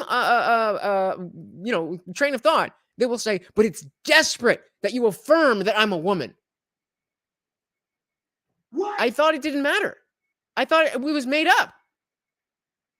So why can't you just be a guy who likes to look like Jeffree Star? Why can't you just be a chick who likes to get dirty and do tomboy stuff?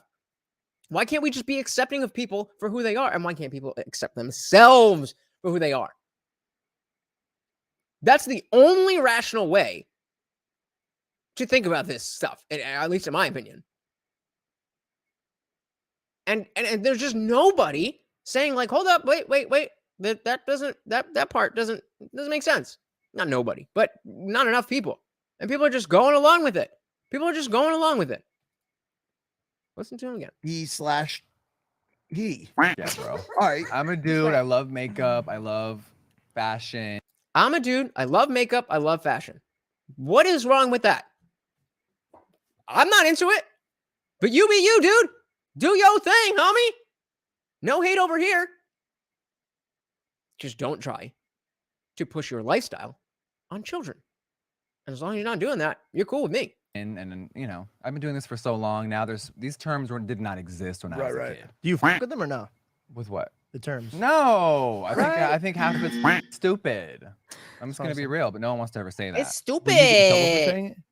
I don't care anymore. You're beyond. But I never cared. Yeah, you're only canceled if you let yourself be canceled. I agree. Like I'm the devil. I killed someone, and we should all go away. What did we do so wrong? So I just think that. Wait, he killed somebody? Holly says he used to be a singer before he got up into the makeup industry. I think I'd seen something about that. Is he being serious about killing somebody? I don't know about all this drama. I just like to always just speak my mind. So the whole culture of everyone saying that they're this shit, and that, me it's like, too. oh, it's too many labels. Yeah. You killed Just be somebody? yourself. I didn't physically do it. Oh. The fear in this man's eyes is hysterical to me. Like, obviously, Jeffree is not trying to bait him into anything. It's a joke. But this is like the genuine fear that people have around this whole discussion, which is just absurd. Oh, my dude, you just got pranked. Bet you didn't see that one coming up. Like, y'all, I get that Jeffree might have been part of some controversies in the past, but this is so based. He's literally spitting facts. in every single clip we see. He genuinely does not care. That line about you only get canceled if you let yourself be canceled, if you take anything from this video, regardless of the gender identity crap, it should be that. Do not apologize for speaking your mind. Do not apologize for having an opinion that is different than other people's. Exactly. You get to be in control of how you respond to those situations. If they try to cancel you, say, I do not care.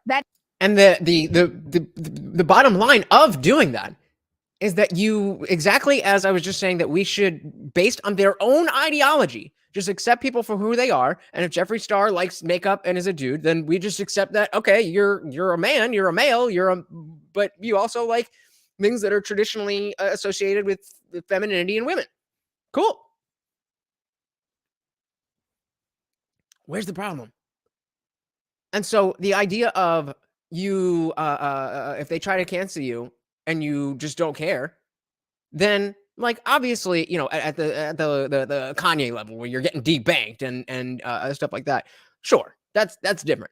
But if just everybody's like, oh, we hate you now, and just like, I don't care. I've been who I am the entire time. I'm not lying about who I like. That's where you get in trouble, is when you're misrepresenting who you are, because then you don't have a leg to stand on. But if you're just being you, then you're allowed to have opinions, or at least you used to. That is the proper response. You give them control and power over you. If you bend a knee, if you apologize, I'm so sorry. Yes, I'll learn. No, say fine. If you want to think that about me, that's okay. I do not care. That is the right attitude. I just love all of it. And all of the comments under this video, they were just so great and made me happy. Like this person said, heartbreaking, the worst person you know just made a great point. Like, come on, you know you like him. I see it happening. Somebody else said, I hope he keeps talking about this. He is a very famous gender non-conforming gay man. Tell the truth, man. There is no such thing as gender identity. Just be yourself without diluting yourself into an imaginary identity. This is why I love him. He likes makeup, fashion, feminine stuff, but he knows that he is a man. Exactly. Men can like feminine things. Just because a man likes feminine things does not make them a woman. LMAO. Another guy. LMAO is right. But seriously, again, I bring it back to their own ideology that gender is a construct. It doesn't matter, and you can be whatever you want to be. You can be a Z, Zir, Zim. You can be a cat. You can be whatever. But you're not, though. You're not, though. So why don't you just be the man or woman who likes to pretend that they're a cat or an alien or a wolf or whatever it is? I would much prefer that we actually are saying, like, okay, we're going to accept that you are weird, and that's okay to be weird. But to say you are something different than what you are is not a good way to run a society. Our fact checker, Harley, says the murder thing is from a few years ago. Starr had hooked up with a fan who was found unalived a few days later. People had accused Starr of it, but he had nothing to do with it. Thank you, Harley. This is why I love having you here. Thank you so much. Guy said, Jeffree is cool as shit for this, called out the sensitive bullshit too. I was pleasantly surprised. All of it was just great. But of course, people on the internet were triggered about it, like this little man who decided to do a response video. Oh my God, I can't wait to see this. I don't know what he was trying to achieve by this, like show women that he was a male girl boss. I don't really know, but... Okay. Give me one physical characteristic of this guy that is about to react to Jeffree Star saying all the stuff that we just heard. Give me one physical characteristic that we know this person will have. So I'm going to go with, I'm thinking either, I'm going to say a weak chin, like not a jawline, a weak jawline. I'm going to say that. Tyler says low T. All right, I'm with that. What else? What else we got? I need one more before we're moving on. I think it's definitely, this reminds me of the Sneeko meme where he's talking about he put all the pictures of people who made hit pieces against him, and they all look the same. They were all these amorphous, blob, fat, unkempt. They and according to him, on antidepressants and all that stuff, and you can't argue with it. You can't argue with it. I see it coming up here. Weak neck, weak chin. All right, let's see. This was his response. I woke up to that clip.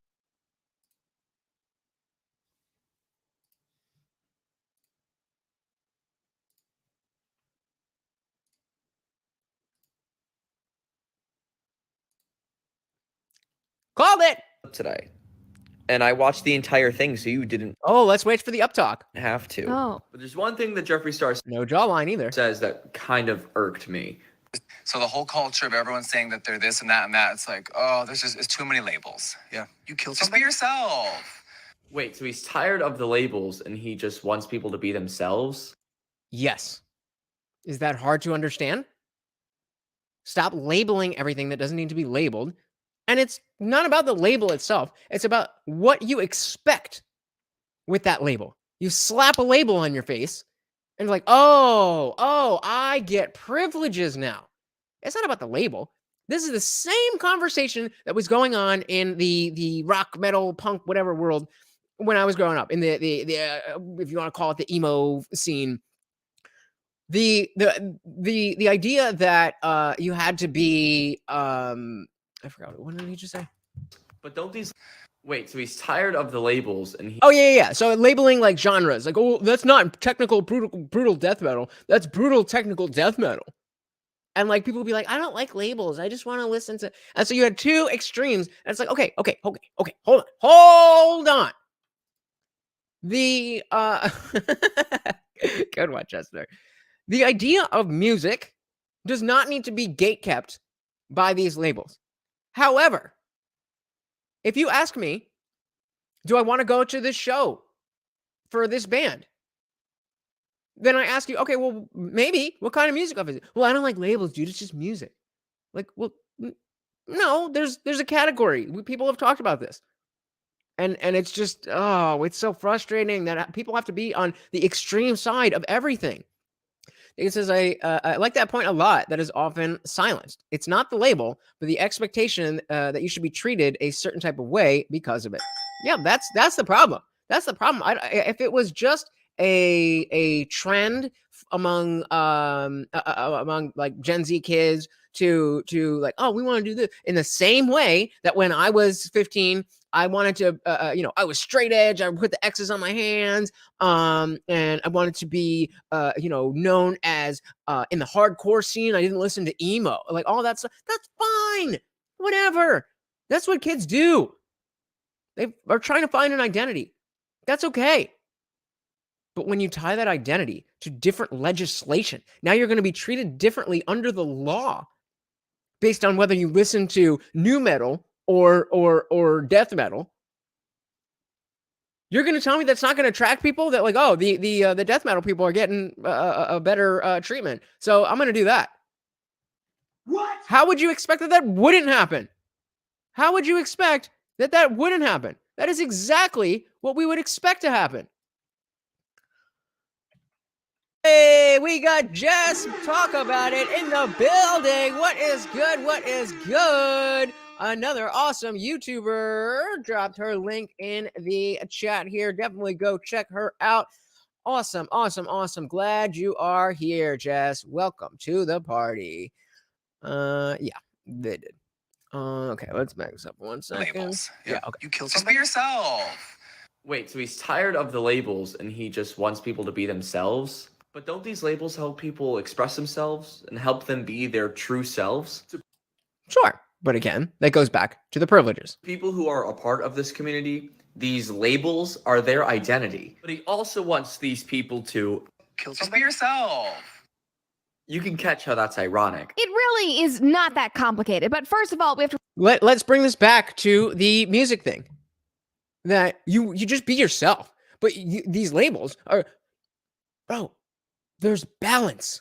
There's balance. If you want to identify as a certain thing, if you feel as a 15, 17, whatever year old kid that it's so important that nobody calls you an emo kid, that you listen to post-hardcore, that's an identity. But that doesn't come with any legislative differences.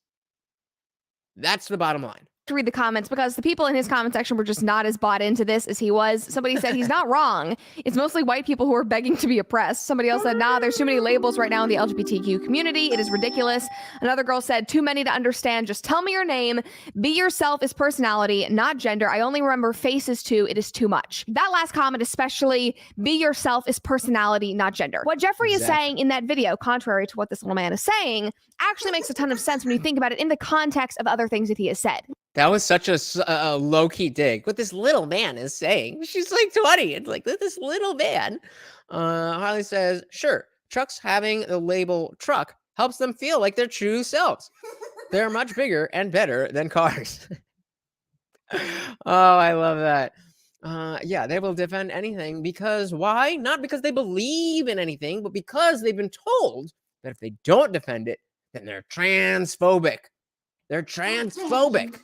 Back in 2019, he went on a podcast and he addressed all of this. And he said that around the ages of 19 to 20, he thought that he might be transgender and he was exploring that. But he went on to say, I think it's talking about Jeffree Star. Yeah. It's so many thoughts in my head because I've always been really feminine. And I didn't understand that I could be a male and wear makeup and feminine clothes and not be a woman. I was confused. When people would call Jeffree Star a cross-dresser, he said that he would reply, I am just Jeffree. I like looking like this, he said. I was so confused mentally for years and I really thought about transitioning. Now, age 34, Star said that he is really comfortable in his own skin. When he is saying that's what, regardless of what you think of Jeffree Star, again, and I don't know jack-ish about him, but being comfortable in your own skin is something that all of these people are dealing with.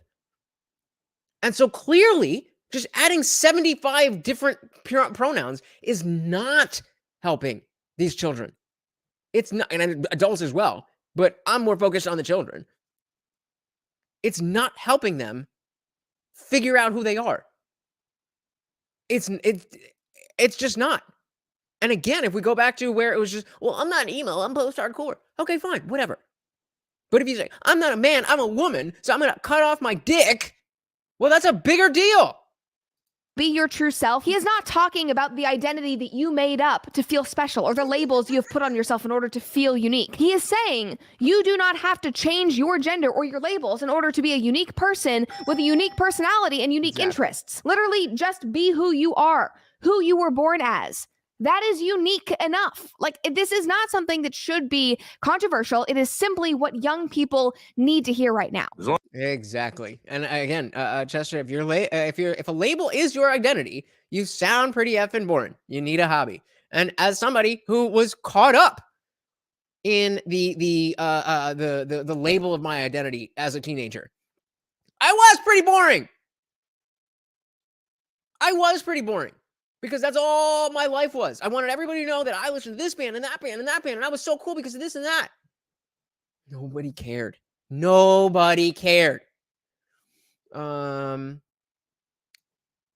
Freedom says, if you're able to cut your D off or that I believe you have some issues. Yes, it is. That absolutely is the case. Cross-dressing doesn't bother me either, Jess. Now if we're getting into specifically drag and going in front of children, that's a different thing. But if we're talking about adults, do whatever the hell you want. Just leave the children out of it. Just as my issue with labeling your personality, they can't just have a unique personality. Nope, their personality can't be unique because it's the same as everybody else with their label. Exactly. They want to be so individualistic that they have a name for it. This is why most people who were emo kids or goth kids or whatever grew out of that, because they realized this isn't an identity for me. This is just a label to slap on myself. I don't know who I am, and certainly the music that I listen to and the white makeup I put on my face and never buying any clothes that aren't in black is not a personality. That's not who I am. Absolutely psychologically backwards. So I wonder what men with XYY disorder feel about all of this. Probably the same, as we do, because I can assume that in any population, even though this population is going to be very small, most of them are probably going to be normal type people. I'm sure there's a higher incidence of let's say, anomalies. But we have to remember that this isn't every trans person. These are the people at the forefront of the movement who are trying to push the agenda. And that's the problem, is that it's not that there's an issue with, cross-dressing or being trans or anything like that. It's pushing it on the children. That is the problem. Just says, I can't wait till they phase out the they, them. It's so confusing. Yeah, like I said earlier. What is the pronoun that you would use for this cup? Because it's one cup. Just like those people are individual people. You wouldn't say these cups. You wouldn't say, are you drinking from they? You would say, are you drinking from it, the mug? It is a singular thing. But they don't want to be called its, do they? It is sad. Absolutely a complete contradiction. Hey, we got Ezekiel in the building. What is good? What is good? Welcome, welcome, welcome. So I can't believe with all that's going on, people are arguing over this stuff. Like WTF, Jeffrey actually hates labels and never said anything about sex changes, yet people are still mad. Yeah, because that's their whole life. That is their identity. That is their identity. Not whatever label they slap on themselves. But their identity is victimization. Their identity is finding whatever is the current thing that will give them more clout, more victim points, more oppression points. That is who they are. Dave Banner says, I'm sure I'm not sure how to feel about drag reading shows. Nope. But on the other hand, showing up armed and masked with a group of your friends to stop someone reading to children is a pretty powerful message to send as well. So, obviously there's a middle ground there.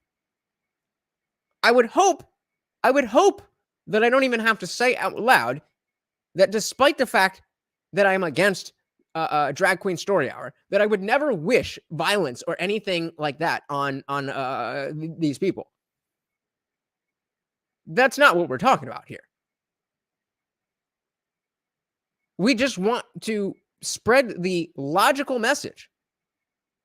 Problem being, these people don't operate on logic. Justice says, we've all gone through it as kids, but once you grow up, your personality is just who you are. It doesn't need a label. Yeah, there's no other Lutch. There's no other Indian Jesus. It doesn't matter what music I listen to. It doesn't matter what's in my pants. I am me, and there's none of you could ever be me, as much as I could never be you. That is the point, and they just don't get it. Dave says that you can show up armed and deter people that you don't agree with to stop them from interacting with your, and that's right. That's your. That's. I mean, I don't like that. I don't like just saying showing up armed, because that implies that you're willing to enact violence. I don't think that's good.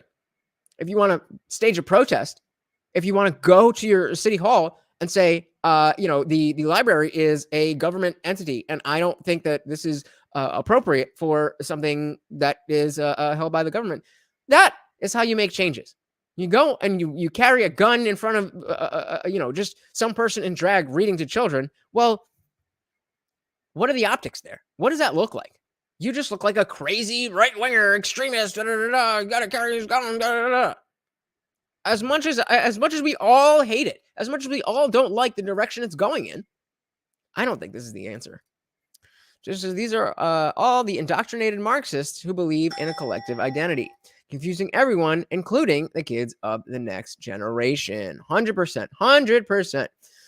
It says LGBTQ is just the latest Marxist thing. Give it another 10 years and they'll have a new social issue to squeal endlessly about. That's exactly. That's what they do. That is their identity. That is their identity. The Eagle says, who we sleep with and are attracted to is no one's business. The issue is bringing kids into it, which Jeffrey said in the interview to now bring it on kids. I saw the interview. Wasn't he just saying the opposite?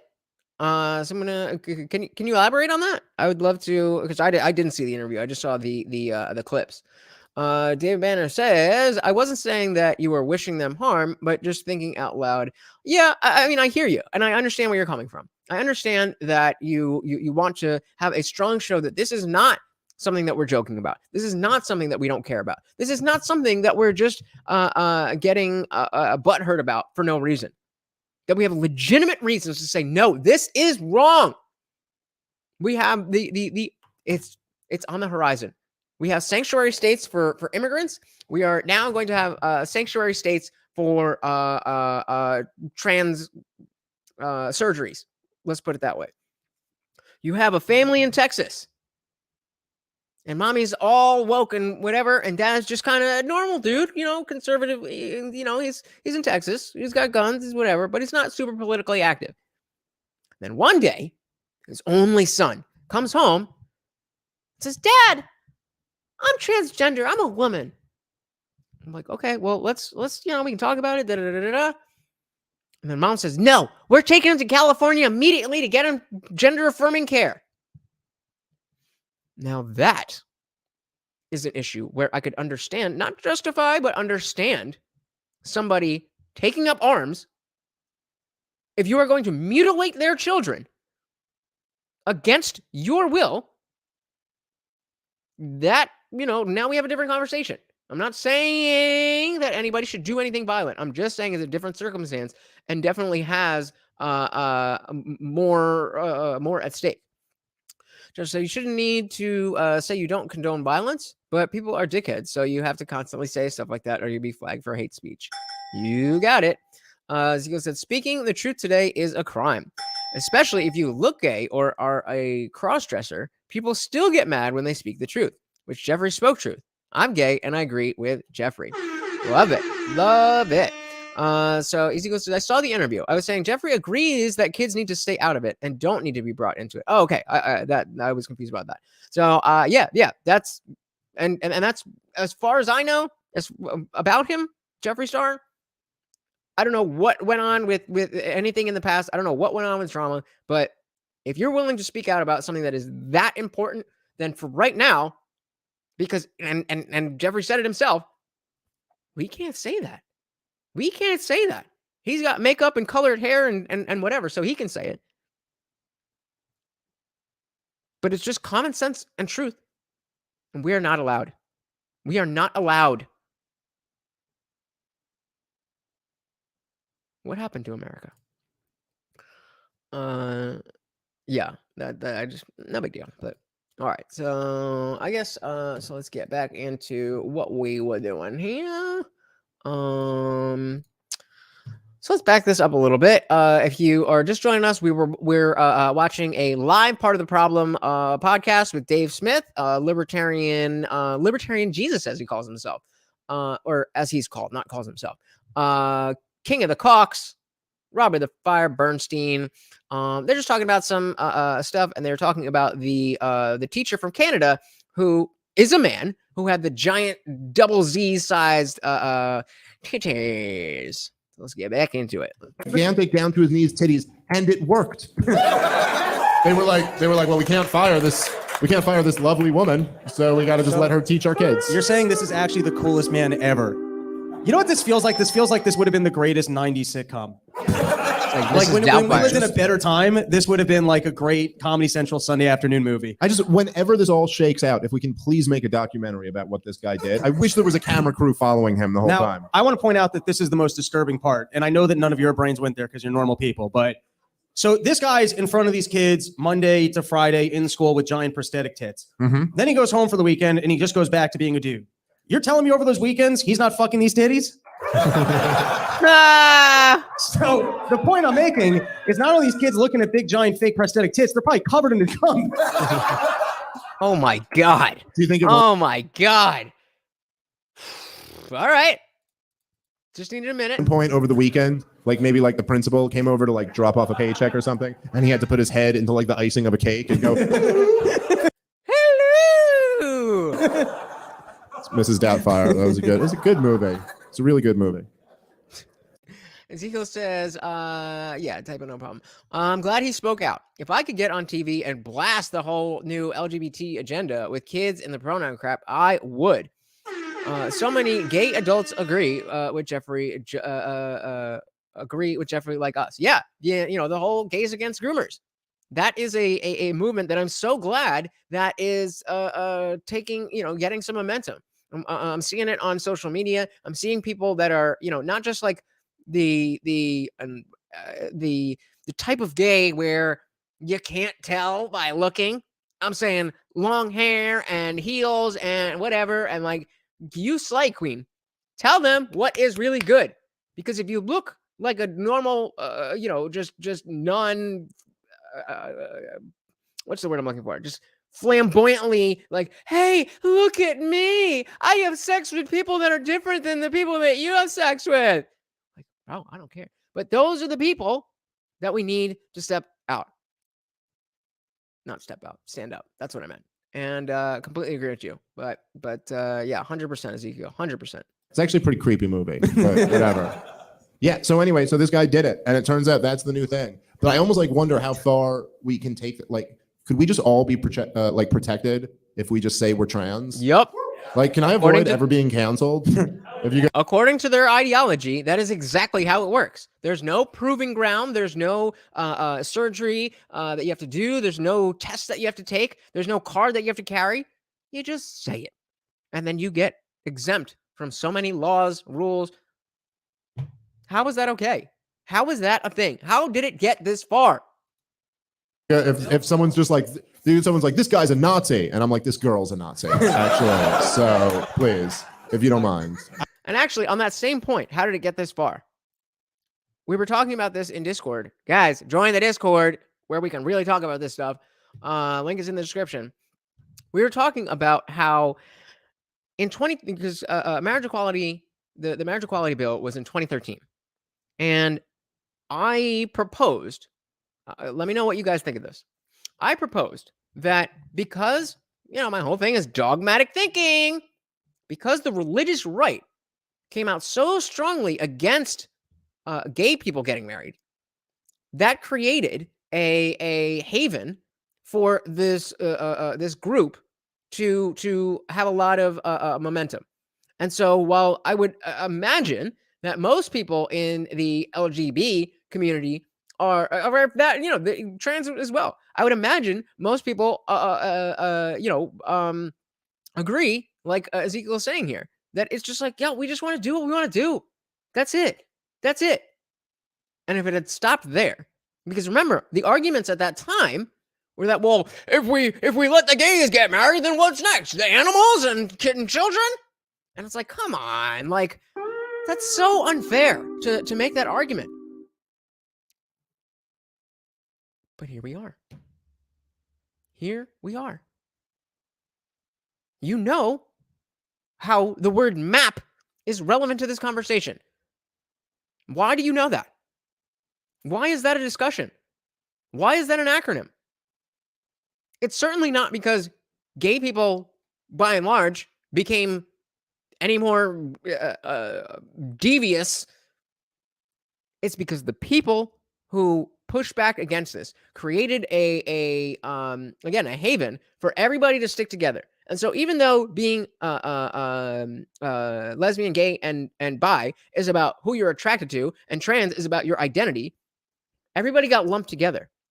And then when the religious right was so against it, and most people weren't, then it created like, okay, well, now we're going to have the pride parades, and we're going to do this and that and that and that and that and that, and go full bore. And then all the maps and the fake trans people who don't have gender dysphoria, but are getting turned on by the idea of you thinking them as a woman, like Leah Thomas or the Dylan Mulvaney, they now have protection. They now have protection.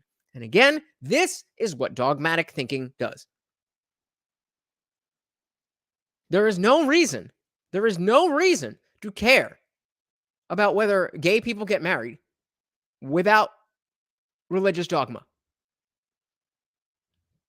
maybe you could think of it on your own, and there'll be people out here and whatever, but you would not have a giant push against marriage equality without the Bible.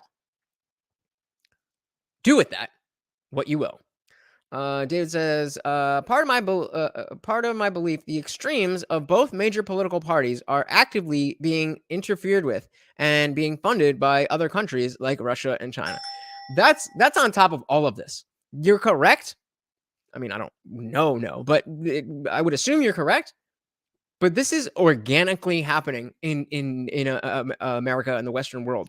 This is organic. It makes perfect sense that if you push so hard against something, just like, again, the religious right was pushing so hard against, how art and music and stuff like that. And then what happened? We got Marilyn Manson, which is, fine, but the religious, there would be no market for like a 90s or late 90s Marilyn Manson without the religious right.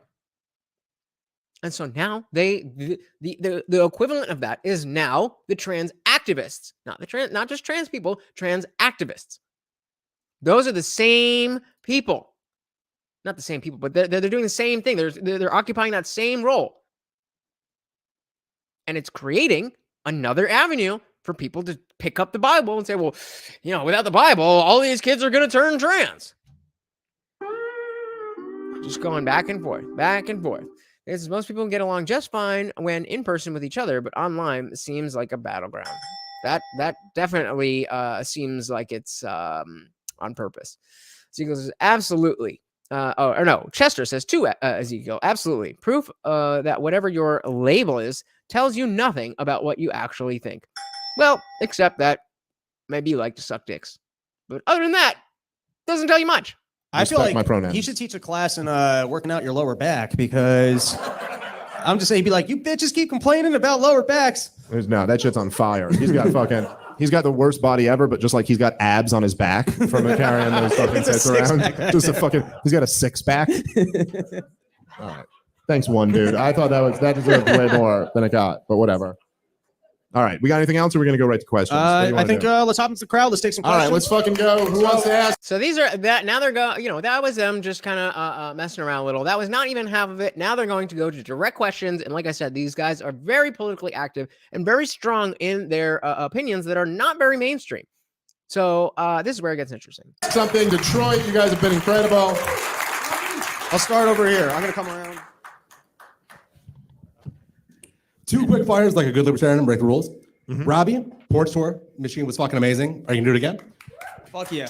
Can I already tell you something? Here's why I know you're a problem, because you're fighting Rob for that microphone. I love how you tried to take it from him, and Rob's like, no, I'll hold it right to your mouth. And then there was through that full question, it was like a tug of war back and forth. Yes.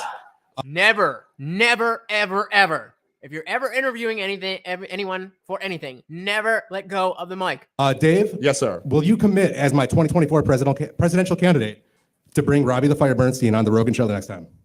No. All right, who's got another question? Where's the next question? I didn't put him up to that, by the way. Commit to bringing Rob on Rogan? If Joe Rogan asks me about Rob, I'll say, who? What are you talking about? I've got to keep him down here. No, I would love to bring Rob on, but fucking Joe Rogan's the most powerful man in the world. When he asks you to do something, you're just like, yeah, let's do it. You don't think about like, hey, can I also bring my friends? Like, that's gonna be weird. The opening to your show says, if you want to know who our future enemies are, look at who we're funding now. Do you think? Ooh, if you want to know who our future enemies are, look at who we're funding now. That in a few years we'll be seeing Ukrainian terrorists? That's a good question. That's going to be turned into a poll. Do you think we will see Ukrainian terrorists in the next decade? That's a good one.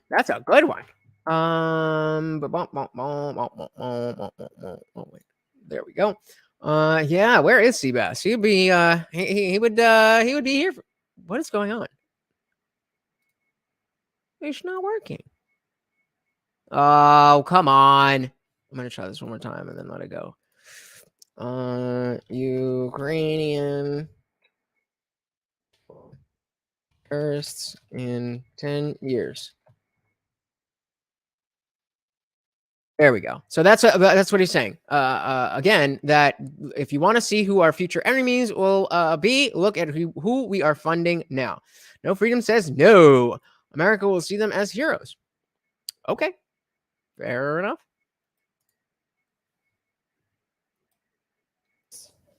I mean, look, there's a really good shot, and there's been fucking reports all over of like straight up. Look, it's not, people make it out like it's a little bit more simple than it is. I'm not saying like Ukraine is all Nazis or something like that, but there's a real fucking hardcore fascist element within the Ukrainian fighters. Like the whole Sabata, fucking the C-14, the Azov battalion guys, and all that. And there's been a lot of talk, and these are the guys who really led the fucking coup in 2014, or at least were the violent element of it. And there's been fucking like white supremacists and neo-Nazis from all over the world who are traveling to Ukraine to fight with them. So yeah, it might be them, but there's lots of people who are funding right now.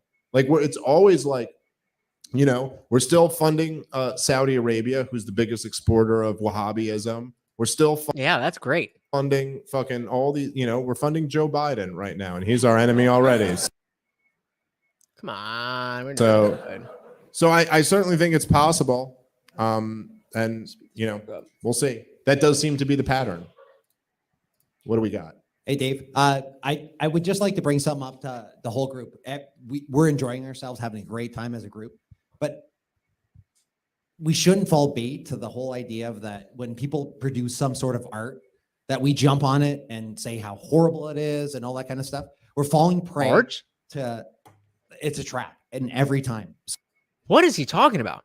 So real quick, Mises says we left $85 billion worth of military equipment in the Middle East. We will probably see another terrorist organization out of that area. I do think that is the case, but that certainly doesn't mean that they are not mutually exclusive. Terrorists can come from all over. No, Jess, that is the point, is to force you to choose based on a vague question without all the details. That is the point. That is the point. It's not fun to just be like, oh, what do you think? Oh, okay, thanks for letting me know. That's what the comments are for. Yeah, I got that. Okay. So, Dave, my question to you is, with all of the, you know, everything in the world that's based on... Spit it out! Fucking Kamala Harris over here. What the fuck is going on? We're a minute in. I don't even know where he's going. All right. So, let me explain it in more detail. So, I'm Canadian. I think, hold on. If you are ever at one of these events, write the question down first and ask in 1 to 2 sentences. Don't give your whole life story. I watch a lot of these live things where people are doing speeches or debates or whatever. And there's always at least one, and usually more. People, well, back in my day, we did this and that and that and that and that and that and that and that. And I know that I can do that as well. Like here, when I'm asking, like if there's somebody up on the panel, I'll ask a question and it'll, well, the reason I'm asking is, but that's a different thing. There's a whole crowd of people waiting to hear what Dave has to say. Nobody gives a shit about your past. David said the Middle East will always have secular groups with extremist ideas. It's been like that for thousands of years. True. The pull-out of Afghanistan was no accident. They left everything there on purpose. I 100% believe that. Yep. Okay. I wasn't gonna. I figured that's what you meant, but yeah, 100%. Explain it in less detail, sir. I'm gonna have to ask you to speak directly to me. His wife is laughing. He said, "Speak directly to me." Like I've been trying to say that for 15 years. All right, let's try again. Question. So, my question is, do we get so I've been libertarian my whole life. Oh my God! Do we get bogged down as libertarians fighting culture wars as opposed to economic wars? When at the end of the day, economics is what matters, not the cultural wars. This goes back to Lee's question that I was struggling with for a good minute. When it comes to politics, what matters more? Policy or feelings? It's feelings. It doesn't matter what the facts are. Because people don't fucking know what the facts are. Feelings. And so that comes down to the culture war. That comes down to, what's going on with schools. What are they teaching the CRT, or is it not CRT, but it's critical race applied principles, praxis, whatever? That stuff matters. People care about that stuff and vote on that stuff. Exactly, Monza. People vote with their feelings. Aaron says more than the average conservative being against same-sex marriage. It was corporate industries that stood to lose when it was made law, i.e. providing health and death benefits more. Good point. But again, this is a factual, going back to exactly what I was just saying. Do you think most people were thinking about this? Do you think most people care about corporate industries? Do you think those corporate industries would have as much power if everybody agreed that, like, okay, obviously gay people should be allowed to get married? Like, what are we doing? That wouldn't they wouldn't have a leg to stand on. There's a lot of things that giant corporations and just industries want to do, lobbyists and they as much as it's out in the open, how much it's lobbyists are in the politicians are in the pockets of lobbyists, and they still can't just do stuff that is going to be completely hated by everybody because they're still politicians. So what do? They have these giant propaganda campaigns. So when they do it, they have the support. Again, people vote with their feelings. Well, all right. Well, hold on. Don't boo him. We don't have to Jerry Springer this, okay? Hey, just talk about it. Thank you so much for the super chat, adding to Divine and Ron's donation. Thank you so much. And I don't think we're gonna get to $50, but that's all right. We're giving him this. Where is he? Come on up here. Come. Go lay down. Thank you so much, Jess. Come on. Yay. All right, sit. Yeah, touch. Yeah, high five. Yeah, down. Yeah, touch. That's not touch. Touch. No, that's not touch. Touch. Yeah, high five. Yeah, good boy. Thank you so much, Jess. I really appreciate that. Let me add you to the banner. Well, Do we get bogged down as libertarians fighting culture wars as opposed to economic wars? When at the end of the day, economics is what matters, not the cultural wars. Well, all right. Well, hold on. Don't boo him for that. We don't have to Jerry Springer this, okay? Well, look, I understand what you're saying. And in a lot of ways, in my heart of hearts, I'm kind of with you that, like, look, there are these like huge fights that happen over nonsense. And what's way more important than any of that is, like, people being robbed. Well, you're talking about economic shit, right? So saying the fact that, like, the middle class is being destroyed by inflation is actually way more important than, like, say, fighting over some dumb culture issue or something like that. But they're not really even completely separate, because that's also a cultural issue when families are being torn apart. And also, I gotta say, I got 2 little kids, and I'm in a situation where, like, I'm doing pretty well in life, and my kids, I'm going to be able to control, I think, like, their environment to some degree. But I recognize there are people who can't. Like, there are people who have to, their property taxes are killing them, and they can't afford to send their kid to a private school or to homeschool their kid or something like that. They have to send them to the public school. That is why these culture issues matter. Because yes, if you have enough money, then you can avoid them and just worry about the economics of things. But if you don't, and you have to send your kid to a public school, and they're coming home, and if they're white, they're like, oh my God, my teacher told me that I'm the worst and I need to be punished. There was just something I saw with some girl literally licking the boots of a black man just for the sake of it, for white fragility, white guilt. And people were cheering it on as if that is a good way that our society should operate. That white people are just inherently the oppressors and black people are inherently oppressed and they can't do anything about it. Like, no. And if their kids being like brainwashed with insanity at that school, exactly. Come on. That to me would be more important than any other issue. Like that'd be something I'd be ready to die over if someone was like propagandizing my kids. So we've kind of reached a point where the culture war isn't just like a stupid distraction anymore. It's actually kind of like, oh, I think a lot of this stuff is worth fighting over. And whether or not we like it as libertarians, like I wish the Federal Reserve was something people really cared about more. And I do as much as I can to try to make people care about that more. And I think I do okay, at least for me. I do what I can. But people really care about these culture wars. And I think what we're seeing is like, I sure do. I know I sure care about these culture wars because again, this is what people vote on. I don't think it is the most important thing that we need to figure out in terms of fixing America, but is the most relevant thing. Kind of the disintegration of society, and what libertarians are for is kind of pro-civil. Come on, well, that's frozen. No Freedom says technically Indians would have been the first slave owners in America because they took slaves from the war and were here far before any black or white people came over here. They took slaves from the war. Are you talking about India or like indigenous Native Americans? Because I think like with wasn't it like the Dutch East India Company?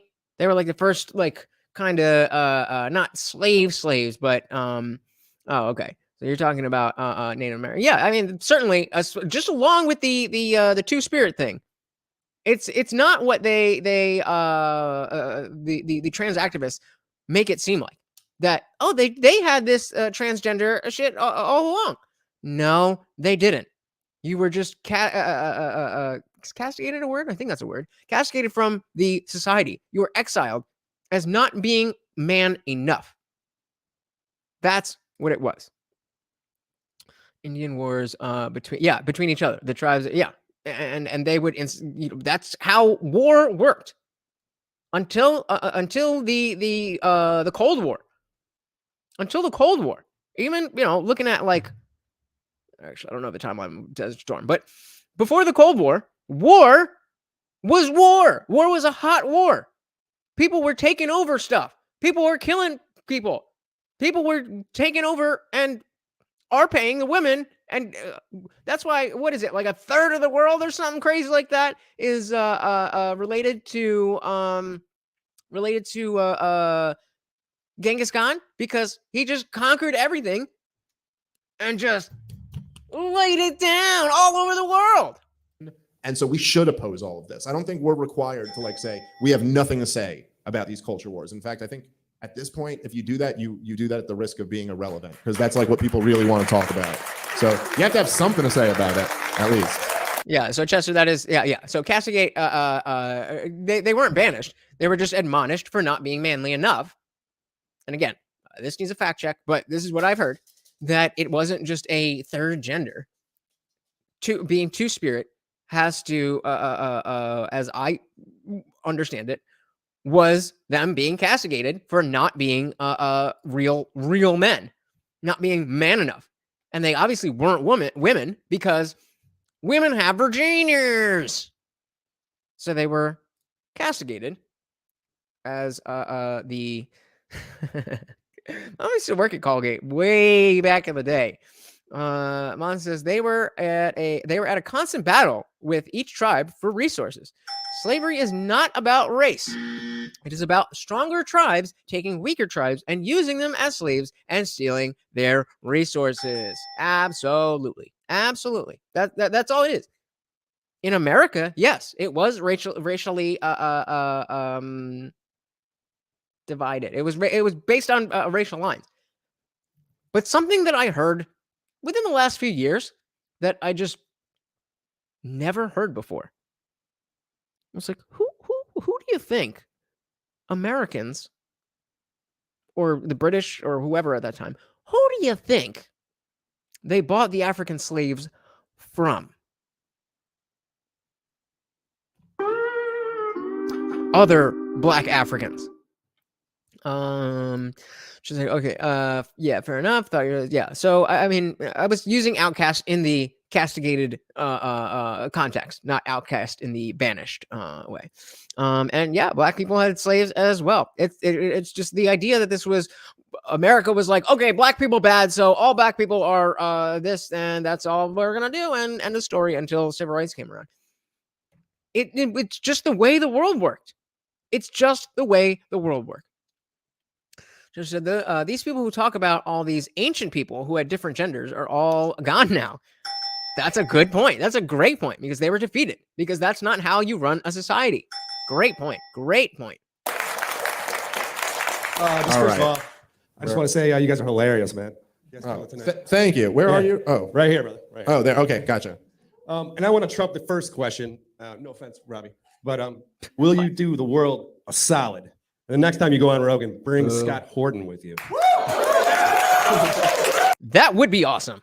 If you don't know who Scott Horton is, we might have to talk about some Scott Horton. But every time, as soon as you get on Rogan, everyone talks to you like I'm just the booker for the show. Like I'm just like, yeah, you know what? Maybe I'll do that. Maybe we'll just do the next Rogan episode at Scott Horton's house and just see like what. I believe if there's anything, if you think like, hey, it'd be a good idea to bring Scott Horton on Rogan. I have also had that thought. So like it's not your first. But oh, wait a minute. Scott Horton, the guy that I look up to and talk about nonstop on my podcast? That is a good idea. I don't know. We'll see what happens. Well, who's next? All right, Dave. I know Twitter's not the real world, but I've run into a lot of. Isn't it though? It kind of is, right? It kind of is. Libertarians who seem to think that Russia and the whole Ukraine situation are the ultimate bad guys and the U.S. did nothing wrong. How do I get through to those people to let you don't? That is the answer to that question. People who think the U.S. did nothing wrong, how do you get through to those people? You don't. The people who think that this is just Russia bad, Ukraine good, that's it. I support good thing. Ukraine good thing, Russia bad thing. I support good thing. You are not getting through to those people. That's it. You just have to coalesce with the people who are not that dumb and take back more political and cultural power than those people have. Because right now, they have the power. Let them know that there's two sides to the story, obviously. I mean, I don't know. It's kind of, yeah, well, yeah. I think that there's been, okay, basically before, I don't know. I'm trying to say this the right way. So before COVID, right, happened, there was always in my mind, like there's almost like two different camps, broadly speaking, within libertarianism. They're kind of like, say, the Ron Paul Mises Institute camp. And then I thought you were talking about a Mexican trans guy. There's kind of like the Cato, Reason camp. Manuel. And that's kind of how I felt about it. Like, it was like, but it was like, we're all libertarians. There's the one more principled, pure camp, which is what I fall into. And then there's a little bit of the more watered down camp, shout out to the Mises Caucus. Devon Rod said, so back to my same-sex marriage question and corporation. At the time, I got to read these out loud in real time, guys. Come on. Obama, anti same-sex marriage time period. People didn't know that aspect, but corporations kept the anti-fight going. Well, exactly. That is why we need to stay informed so that we are not just brainwashed by whatever the corporations want to brainwash you with. You just gotta know better. That when they say, "Oh, Pfizer, Johnson & Johnson, Moderna, it's all Gucci." I don't know about that. Maybe. But also, maybe not. They're still good on a lot of shit, but they're not like as good as the guys that I like. But after watching COVID and the response to COVID, particularly like the whole, lockdown regime and the vaccine regime and all of that, and watching how soft they were on that really made me go, hey, I don't even think we're two different like camps within the same umbrella. I think probably we're just different things.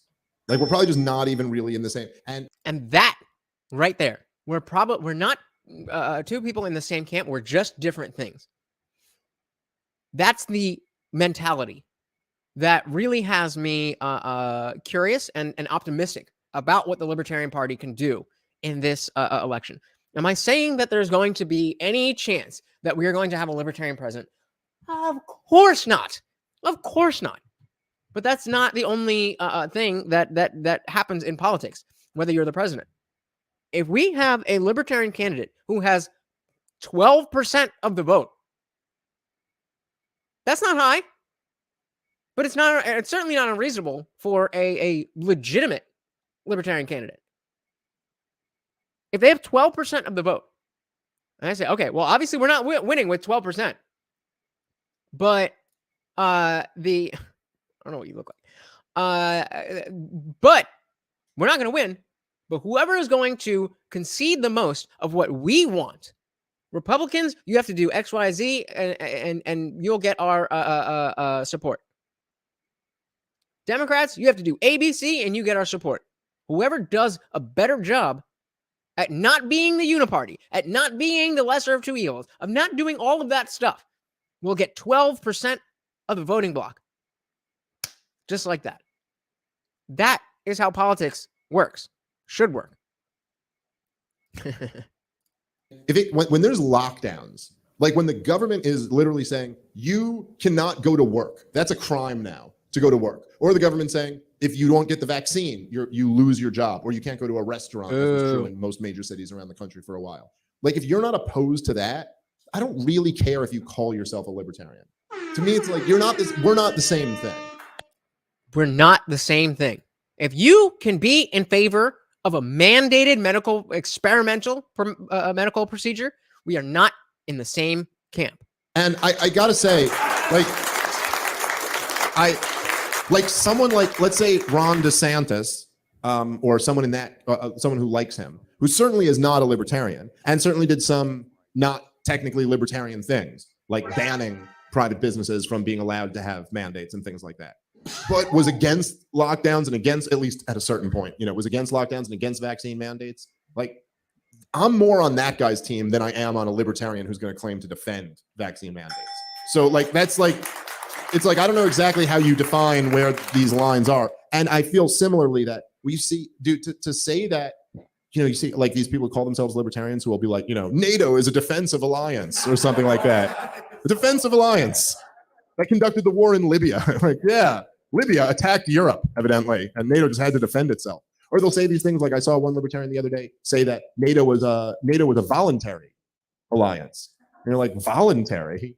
Like in what way? It's funded by tax dollars. Like, what do you like?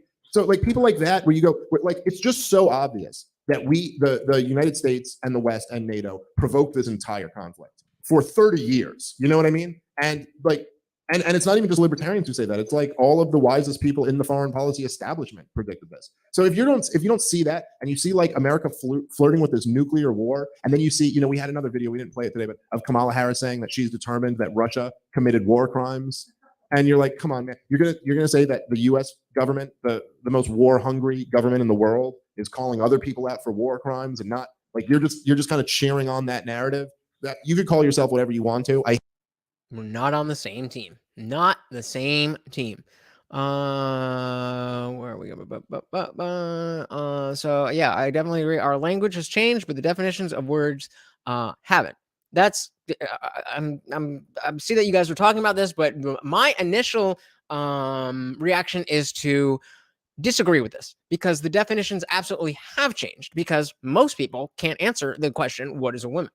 Now, does that mean that the definition has actually changed, or that people's understanding has changed? And is there a meaningful difference between those two situations? I don't know, but it's all due to semantic obfuscation. In defense, there is nothing wrong with fighting. Were we talking about fighting? Oh, sorry, I must have missed something.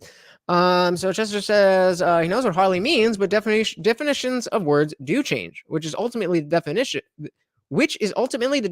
of what it means for a language to change. Okay, Kamala Harris. I think you could have been good with definitions of words do change. That works. So maybe we get a little more on the in defense of fighting. If you try to punch me in the face, I am going to fight back. If you not bother me, I will never violate your rights either. Fair enough. Just trying to catch up with you guys.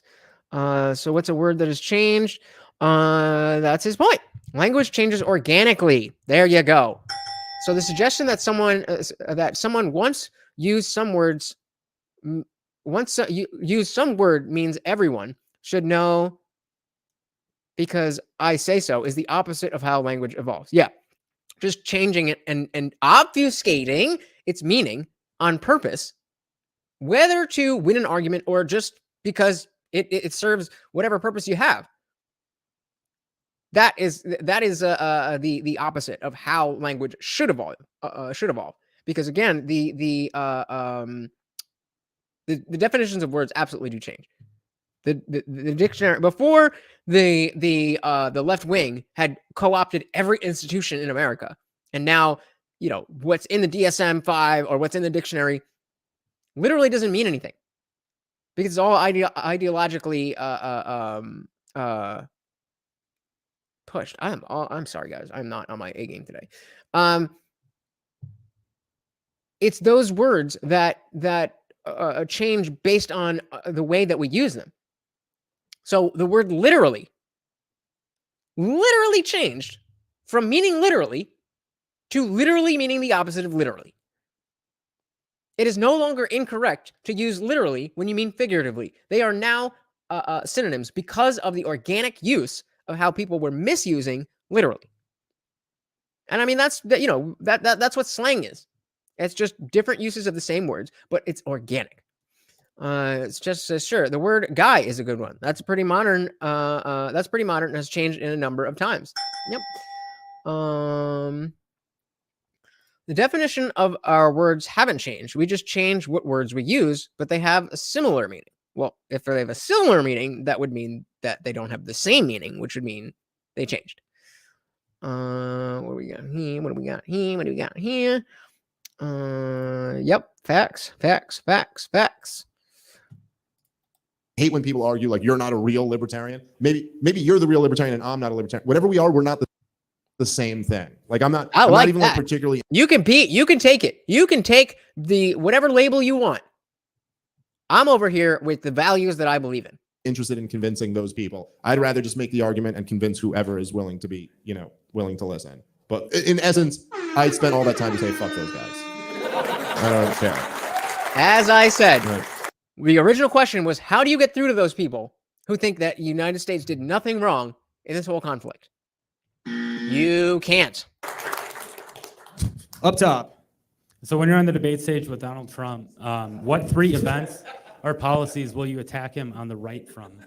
Also, is China a threat? That you don't have to answer that one, but the first 3 I'm most concerned about. Okay, so if he were to attack Trump from the right, how would he go about that? So I'm sorry, I didn't. The question was, when you're debating Donald Trump on the debate stage and you want to attack the right from the right, what are the 3 issues you would attack Donald Trump from the right on? I mean, like the top 3, I don't know. But the number 1 is the entire COVID, like the entire handling of COVID. Guys, if you can do me a huge favor, I really do want to, bring you guys the stuff that you want to watch. If you could hit that poll, it'll really help me out in terms of deciding what we watch on Fridays. Just like, I feel like the way to attack Donald Trump would almost be like to compliment him to death. And then just like, you'd be like, Donald Trump, you're so tremendous and terrific. And you've got such giant hands. But yet you still declared a state of emergency as soon as COVID came in. And then really the thing to attack him for is like his appointments, which include like, Fauci, keeping Fauci on the job through all of 2020. That is 100% Donald Trump's fault. That is 100% Donald Trump's fault. Fauci is I don't often use the word hate and really mean it. I hate that man. I hate that man. And all throughout lockdown, Donald Trump had the power to get rid of him. I am the science. If you're not going by what I say, then you just, Ron Paul, I don't understand what you're doing. Excuse me, Senator Rand Paul, that's not gain of function. All we did was take a virus and make it more dangerous. But that's not gain of function. It's directed evolution. I don't care. All his supporters try to make excuses for him. They all try to make excuses for him for that. Like there was anything. But the truth is that the entire year of 2020, we were hearing from Fauci every single day solely because he was appointed by Donald Trump to head that task force. That's it. Donald Trump could have at any moment, he could have gone to Rand Paul, who he was friends with. He could have gone to Thomas Massey, who he was kind of friends with. He could have gone to any of them and said, hey, give me a good epidemiologist. Someone really accredited who I can put up here and like who's going to be reasonable. But he didn't. He just went with the NIH guy. Yeah, he's probably good enough, right? He handled AIDS perfectly. And just let him up there for the whole time. That alone, you don't even need two other issues. That alone is just disqualifying. And the other issue would be him praising the lockdowns. He was bashing it was. You don't think this is a good Dr. Fauci? Listen, the reason you need to wear a mask is for the droplets, okay? The droplets will come out, and if you don't have a mask on... I don't remember how late it was. I think it was in June of 2020. Double check me on this, but I think it was by June. Guys, we're at 50-50. Please, one more person. Just help me out here. That he was bashing Sweden for not locking down, you know? Like just that, and then, you know, just all the just terrible appointments, whether it's Pompeo or Bolton or, you know, like a million other ones. But why he's listening to Lindsey Graham? Why are you out there praising Lindsey Graham? So it's everything that he's bad on. I think you could attack him from the right. That's a great point. And that's, you know, I at this point in time, I am very undecided about how all of this is going to move forward. There's a lot of time between now and election day, but the wheels are already in motion. We're already in election season, and it's scary that we can have a good answer, and then we can have a whole bunch of bad scenarios. And I think a good, as far as the Republican Party goes, I think the best possible scenario is Donald Trump with Desantis as the VP. Now, I don't see that as being very likely. And I really, like, if they both run, I don't see how I could support Trump over DeSantis. But if he doesn't run, then I wouldn't love Trump, but I would certainly want him over Biden or, you know, whoever else they're going to put up on the left. And then in 2028, let's go. DeSantis all day. So that's, and then what was the second part? There was a second question, right? I'm now on the opposite side. But what was it? Marco, it was, do you think China's a threat? Guys, one more person. Please hit that poll. One more person. We're at 50-50. I mean, like, China's a threat. And you will decide. Your vote will be the deciding factor on what happens on Fridays. Militarily, I suppose anyone just leave it up who's to me. got nuclear weapons could be a threat. And that's, you know, something to think about. Do I think China's about to nuke us? No. Do I think they're a threat to, like, militarily confront us? Absolutely not. We're going to fucking invade America? Do we think they're going to, like, set sail? They're already here. Those little eyes are everywhere, Dave. Oh, shit. China. So, like, no, I don't really think so. I think essentially China is an economic competitor to America. And if they're burying us, that's only because we are so fucking incompetent that we're allowing China to bury us. China is, they have a level of, even though they've climbed out of the levels of poverty they were at, that's just because it was such an extreme level. They have a level of poverty in China that we can't even fathom here. Like, the poorest people in America are so much richer than poor people in China. Yeah, but, you know, we still need the government to give us more money for things. And they've built ghost cities. They built up the biggest bubble probably of any economy ever. I think China is doomed. And the idea that we think they're like this huge competitor, it's like, yeah, okay, we've spent the last 20 years bombing countries in the Middle East and then, like, paying to bomb them and then paying to rebuild the bridges and then paying to bomb them to get the opposite side that we were bombing the first time. And they've spent that time kind of like investing. And so, yeah, that's worked to their benefit. But I just think, like, I don't think China is actually something we should be concerned about. We should be much more concerned about what our own government is doing to us, which China could only dream to do to us. But still, get off TikTok. You know what I mean? Like, still, probably don't. All right. What's up? With the behaviors and actions of America's leaders like Kamala Harris and Biden and Fauci, do you think that it is due to incompetence or by design that they behave and say the things they do? So for we'll go back to that. Didn't DeSantis just lower the unanimous jury sentencing for the D penalty to 8-12 after Cruz only got 9 votes? I have no idea. I am not familiar with this at all. Something like that. Anyway, essentially making it easier for criminals to get the DP. Which I guess the Dems hate because it's mean to criminals.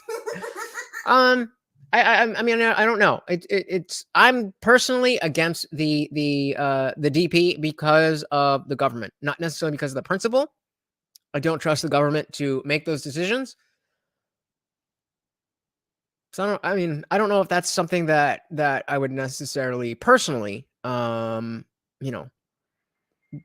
be a stickler on. I think there's just more direct things that are relevant to my life that I need handled before I'm worrying about people who have decided to commit crimes worthy of that penalty. I think I'm jumping into the middle of a conversation here. Ramon says we need to teach white people that if it wasn't for them stopping slavery and giving up their lives to free black people, there would still be slaves in America. Much like there are still slaves all around the world. Completely agree with you, Monzo. I mean, it's not. Let's get back to. Okay, so he's talking about China. That's not really a binary. Like, it could be both. It could be incompetence due to design. I think it's a mix of both. I think there's a lot of shit that happens by design. I think there's a lot of very, very competent people who are like pulling the strings from the shadows. Like in other words, I think that if you look at the talent level of like the absolute top of the biggest financial firms in America, they're very, very talented people. If you look at the talent level at the top of like the biggest weapons manufacturers, they're very talented people. The top of like fucking, like the deep state and shit like that, I think they're very talented people. The top level of politics. No freedoms. Oh my God. This is why, bro. This is why we want you in Discord. That's hilarious. I can't put that on the screen. Come on, man. Come on. Oh my God. Just join the damn group. It's free. Politicians have become hilariously incompetent. But I don't know exactly. I don't know that that's by design. I think it's more by atrophy. Like there was just this boomer class of politicians that were completely bought off. And now all those money interests like keeping that boomer class around. Physically, literally keeping them around. I mean, somebody correct my bro history science here, but I'm pretty sure that the average age of a politician was not geriatric until the people who were in there before most of us were born are still there.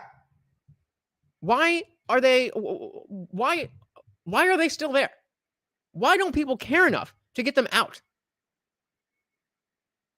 Why don't people care enough to say, hey, you are just not doing the job that you were elected to do? Because of propaganda. That's why. That is why. Monza says if America did lend lease to Russia, I don't know what that is, they would never have won the Eastern Front. Yeah, if you could let me know what the lend lease is, that would be cool. But they've really gotten fucking pathetic. Like it's like when I was a kid, I'm 40, or I'm going to be 40 in April, right? I'm going to be 40. Dave's so old. Son of a bitch. You're like 3 years younger than me, Rob. But so I'm 40. When I was a kid, way back in the day, in the 90s, we had these politicians that you guys probably don't even remember, but like in Congress, we had these guys like Joe Biden and Nancy Pelosi and Chuck Schumer and Mitch McConnell. And like they're all still Lindsey there. Graham. Like it's the same. This is exactly what I was just saying. Why? Fucking people. They just never left. There's a few new faces, but so many of them like never fucking left. And I think there's a weird thing there where it's like they were all like in and they just wouldn't pass the baton on. And there's an interesting point there that, if you look at the old people, the old guard of the Uniparty, people like your Nancy Pelosi and Mitch McConnell, even though they're supposed to be diametrically opposed, they're working together. Now you have like the squad with AOC and Ilhan Omar and all them. And I don't think that they entered politics with the intention of propping up that system. But you get a, what was she? 26, 30-year-old bartender from New York who has never had any political experience, thinking that she can take on the American empire. And no wonder why it didn't work out. And then you have a few people on the right who are young and fresh, but they're all very quirky, to be nice. They're all very quirky. Even, I like Matt Gaetz. I like Marjorie Taylor Greene. I like Lauren Boebert. But they're all a little bit out there. They're which could be good or bad depending on where you stand. But like, can we just get some normal people? Why is that so hard? It's something. It's like symbolic of the boomers in general. They're Yup. very selfish as a generation. Not all of them. All right. Most of them. Hey, Dave, thanks for coming out, man. Thank you for coming. This is kind of a retarded question for half of the people in the audience. That's my strong suit. Yes. Are you familiar with Peter Zahan by any chance? Yeah, I know the guy. I'm not. So let's. Who is? What did he just say? Peter Zahan. Peter. Oh, that's the caps lock button. Got it? Let's see what we got. Okay, geopolitical analyst. Can you see this? Okay. We'll just get a little bit here. American geopolitical analyst. I'm not like super familiar. Sorry. Oh, okay. Short thing here. So we are talking about this guy, born in 1973, grew up in Iowa. 1995, he obtained a bachelor's in political science from Northeast Missouri State University, postgrad in Asian Studies, and in 1997 from the Patterson School of Diplomacy and International Commerce. This study of University of Kentucky. He's an analyst and later vice president for Austin-based geopolitical intelligence firm Stratford, founded in 1996, where he spent 12 years. In 2011, he published first book, A Crucible of Nations. 2012, his consulting firm, Zahan on Geopolitics, is founded. The clients include energy companies, financial institutions, business associations, agricultural interests, universities, and other government organizations. All right. 2014, Accidental Superpower, another book focused on topographical. There we go. Geographical landmarks, rivers, oceans, mountains, pointing out that navigable rivers or access to oceans along with a reliable road and rail network make a critical difference, of which the U.S. is featured to have 12 navigable rivers, 2 oceans on its flanks, which are key in relying less on large land infrastructure projects. These land features, in turn, encourage small government. Yay! And then he had some more books. So just a guy talking about small government. That's what we're talking about. Familiar with the shit, but I know who he is. Yeah. Right. So for libertarian circles, I would equate him to Krugman. Uh-huh. What is your take on his like geopolitical takes? So I don't know that much. I saw part of his thing on Rogan. Like that's all I really know about him, and he was just getting a lot of shit wrong. Like it was just, so I don't know that much about him, but he was saying like there's a real threat of nuclear war with Russia, and that's why Russia needs to be defeated in Ukraine. That sounds like sorry, I didn't realize that sounds like a terrible idea. We need to defeat Russia because they're going to be because they're not going to stand down. How does that end? How does that end? Are we talking about another regime change war in all of Russia where they have nukes? I'm not Putin. I'm not even, I don't even know who was crazier, but I'm not some crazy world leader. But it makes sense to me that if my whole shit is going down, I'm taking some motherfuckers with me. Just saying. If I was a world leader. What you got? Nazis are the same as communists. They're everywhere. An infectious disease you have to live with. Vikings. All right, I'm gonna go through these while we're playing some more of this. Because if they, and like I think his argument basically was like, well, if they win the war in Ukraine, then they move to Poland, and now it's a direct nuclear confrontation. But it's just like you could almost just it's like, yeah, but just like examine the assumptions of that, right? So first off, you're assuming that if they win the war in Ukraine, then they automatically move to Poland. But like, how does that even make sense? They're going through a multi-year long war where they're completely fucked up. Like they've gone through this crazy battle, and then they go, now we're in a position to take on NATO. Like, why does that? Where are you basing that off of? And then, so like that was just almost a given. And then you go like, well, what about if they lose the war in Ukraine and then feel like they're actually threatened? Why is that not more likely to trigger a world war?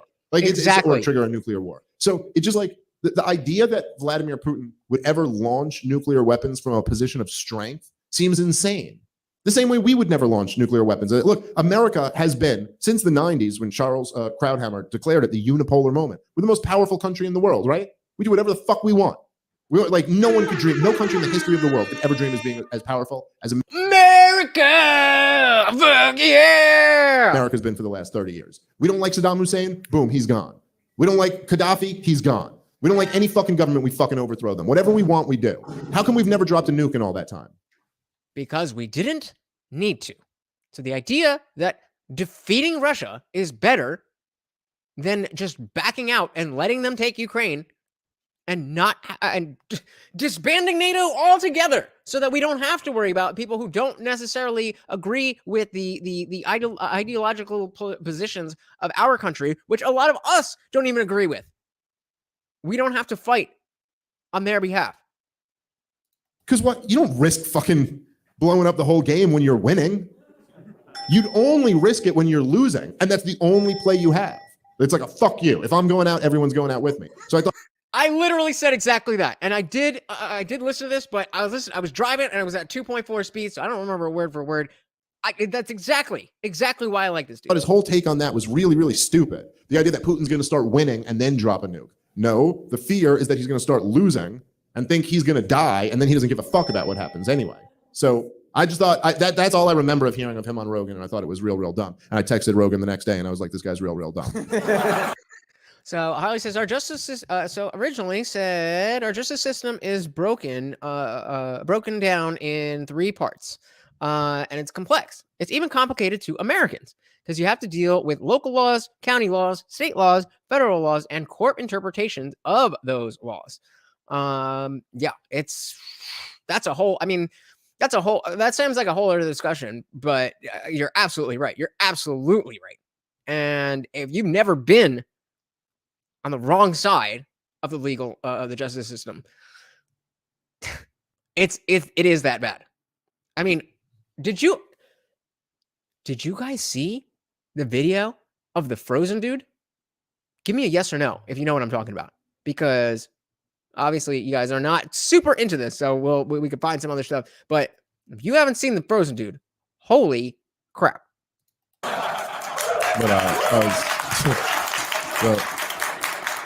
With the death of the part of the problem inner circle, it seems like you've been less intellectually maybe challenged like you used to be by some of your followers. So my real question is, where are you going to find your next Kyle? And what do you think people add to your intellectual development? I miss Kyle. You know what's so weird? Just as you mentioned that I got like a message. I'm never on Facebook. I don't use Facebook at all anymore. And who does? If you're not a boomer, who uses Facebook like that? Just happened to go on like a few days ago, and they said there was like a thing. I don't know, some notification from the part of the problem inner circle group. And I clicked on it and I was like, did they just reactivate this group? And I just clicked on it and it said, this group is still under review. Like, it's been 3 years. And they're like, we'll get back to you. Don't worry, like something's gonna happen. And I was actually like, they let me, I can go on it and still like look through some of the old posts, and I was looking through a few of them and just like being, nostalgic or whatever. But I don't think that's true, that I haven't been intellectually challenged since Kyle. I think that I've tried my best to always stay sharp with this stuff, and I love doing debates and arguing with people on all different sides. I've argued with a lot of people to the left of me and people to the right of me, or however you want to define it. So I think I'm always trying to I keep up with what the other like kind of political opinions are that are out there, and I try my best to have a good response to it, or to kind of like listen to their ideas and see who's got a point or who's not. Who do you think I should be? Who do you think my next debate should be against? Me. So anybody else not know what I'm talking about with the frozen dude? Frozen dude caused by white on white crime. That is a fact. So check this out. Check this out. I got a couple little side things to show you. This is wild. Oh, wait. You know what? No, let's do this. I was looking for the wrong thing. Wait. It was the Abram Preach video. Where is it? I could just search Abram Preach if I'm not retarded. There you go. 33-year-old Anthony Mitchell died of hypothermia while in custody. And it's such a weird way for someone to die in jail that the physician who tried to treat him said, I'm not sure. Check this out. We were just talking, Harley was just talking about how messed up the justice system is. Sure what circumstances the patient was held in incarceration, but it is difficult to understand a rectal temperature of 72 degrees Fahrenheit while someone is incarcerated in jail. Haram! Told you you'd find this interesting. Wild, right? A normal rectal temperature It's like is 98. 98. Yeah. If you don't understand, like you guys are like thinking, like, wait, your insides are never supposed to be that cold. No. Listen, I'm telling you, if But right, for you, Mike's an expert on this. my dad was a whole ass nurse, so I could always ask him questions about He was an ass nurse? everything that was like health related. I would ask him questions like for some stupid reason. I'm so dumb. I would like butt stuff. That's what. Oh, so did I. I thought that's what he was saying. I thought he was saying my dad was an ass nurse. And I'm the juvenile one, right? No. If I have like must be butt stuff. That's why I actually people do butt stuff. They just take thermometer. And you're like, ooh, but you're ready, Your Highness. French cuisine, don't mind if I do. But the thing that If I get this ready for the If I oven. get- for you to be considered like feverish, you don't need to be. It's not 10 degrees. If you're at 37 degrees and that's your normal, or 36 right now, 38 is a fever. That's 2 degrees. If your body temperature is 2 degrees off, there's a big ass problem. Not clear. It is possible he had an underlying medical condition resulting in hypothermia. I do not know if he could have been exposed to a cold environment. Proposing, I do believe that hypothermia was the ultimate cause of his death. Some of that mystery is being figured out after Mitchell's family filed a lawsuit against jail officials and workers, with it being alleged that Mitchell was actually thrown naked into a walk-in food freezer as punishment for giving the officers a hard time. Thrown into a food freezer as punishment for giving officers a hard time. This goes into corrections. He can just get out of those freezers, but reportedly Mitchell was strapped to a restraining chair to keep him in place. And after Strapped to a chair in a freezer. If you've ever worked in a restaurant, you know how cold the freezer is. You got the walk-in chiller, and that's kind of cold, but you got to stock some frozen cargo. You better put on a heavy coat and some gloves, because it might be nice in the summer for a few minutes, but even in the dead heat of summer, 100 degrees outside, you're sweating your balls off, running around. 3 minutes later, you are freezing. hours there, they finally got him out, and he was obviously unresponsive, with them then reportedly dragging him naked throughout the jail before putting him in a patrol vehicle and driving him to the hospital. And at no point was an ambulance called. And the family apparently only knows so many of these details because a hero officer at the jail recorded the security footage on her phone and handed it to the family. And this is a story that should matter in general, but one that also especially matters with the United States. Okay, I had nothing to do with butt stuff. My bad. I want you guys to think about how fucked up that is. Yeah, that you are in a jail and they put you in a fucking freezer and you die of hypothermia. You know what? This is how normalized this shit is in my head. That's not even the fucked up part. The fucked up part is that somebody filmed it, put it out to the family, and she was called a hero. Yeah, that's what she's supposed to do. She did what police officers should do. What you're supposed to do. Which is take care of crime. And she was called a hero. Yep. These people killed this man because he was giving them a hard time. They threw him in a freezer like it was a mafia movie, okay? And they murdered him. Plain and simple. The sheriff and other personnel at that jail. CBS 42's Carly Lang's been going through All right, legit trigger warning. This is not cool. I mean, it's not graphic, but it's not cool. that lawsuit, which includes some images from inside the jail, Carly. In it, you can see Anthony Mitchell here in the orange being carried by personnel at the Walker County Sheriff's Office. His family, who calls him Tony, told me he ended up in the Walker County Jail after they called for a welfare check. A welfare check. This is not somebody who committed any type of crime. A welfare check. And they threw him in a freezer, restrained to a chair, and then did this. Tonight, there's a lot of outrage about this video and the images Rightfully that have so. come to light because of the family's lawsuit. We have that right here. As CBS 42 reported last week, this video contradicts the statement we received from the Walker County Sheriff's Office about Tony Mitchell's condition when he left the jail. That statement reads in part, quote, "The inmate was alert and conscious when he left the facility and arrived at the hospital." Now, as Lie detector determined that that was a lie. Alive and alert when he left the facility. you can see in this video, Not. Before I even give you guys any of my opinions, I just want you guys to appreciate the only reason this got out is because one of the other officers told the truth about what had happened. Meaning all those officers committed perjury and lied about what had happened. They all lied about it, and it was a conspiracy, a very real one, in which they all forged a story in order to cover their own asses. And only another officer willing to put themselves at risk made this thing happen. But wait a minute, cops wouldn't do that, right?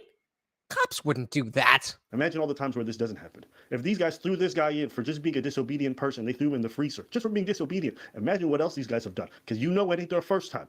Considering how many people die in jail and police custody, okay? Do you truly believe this is their first time potentially killing somebody? The way that they so effortlessly lied and all helped cover it up. Do you think it's their first time? Mind you, these are not violent criminals.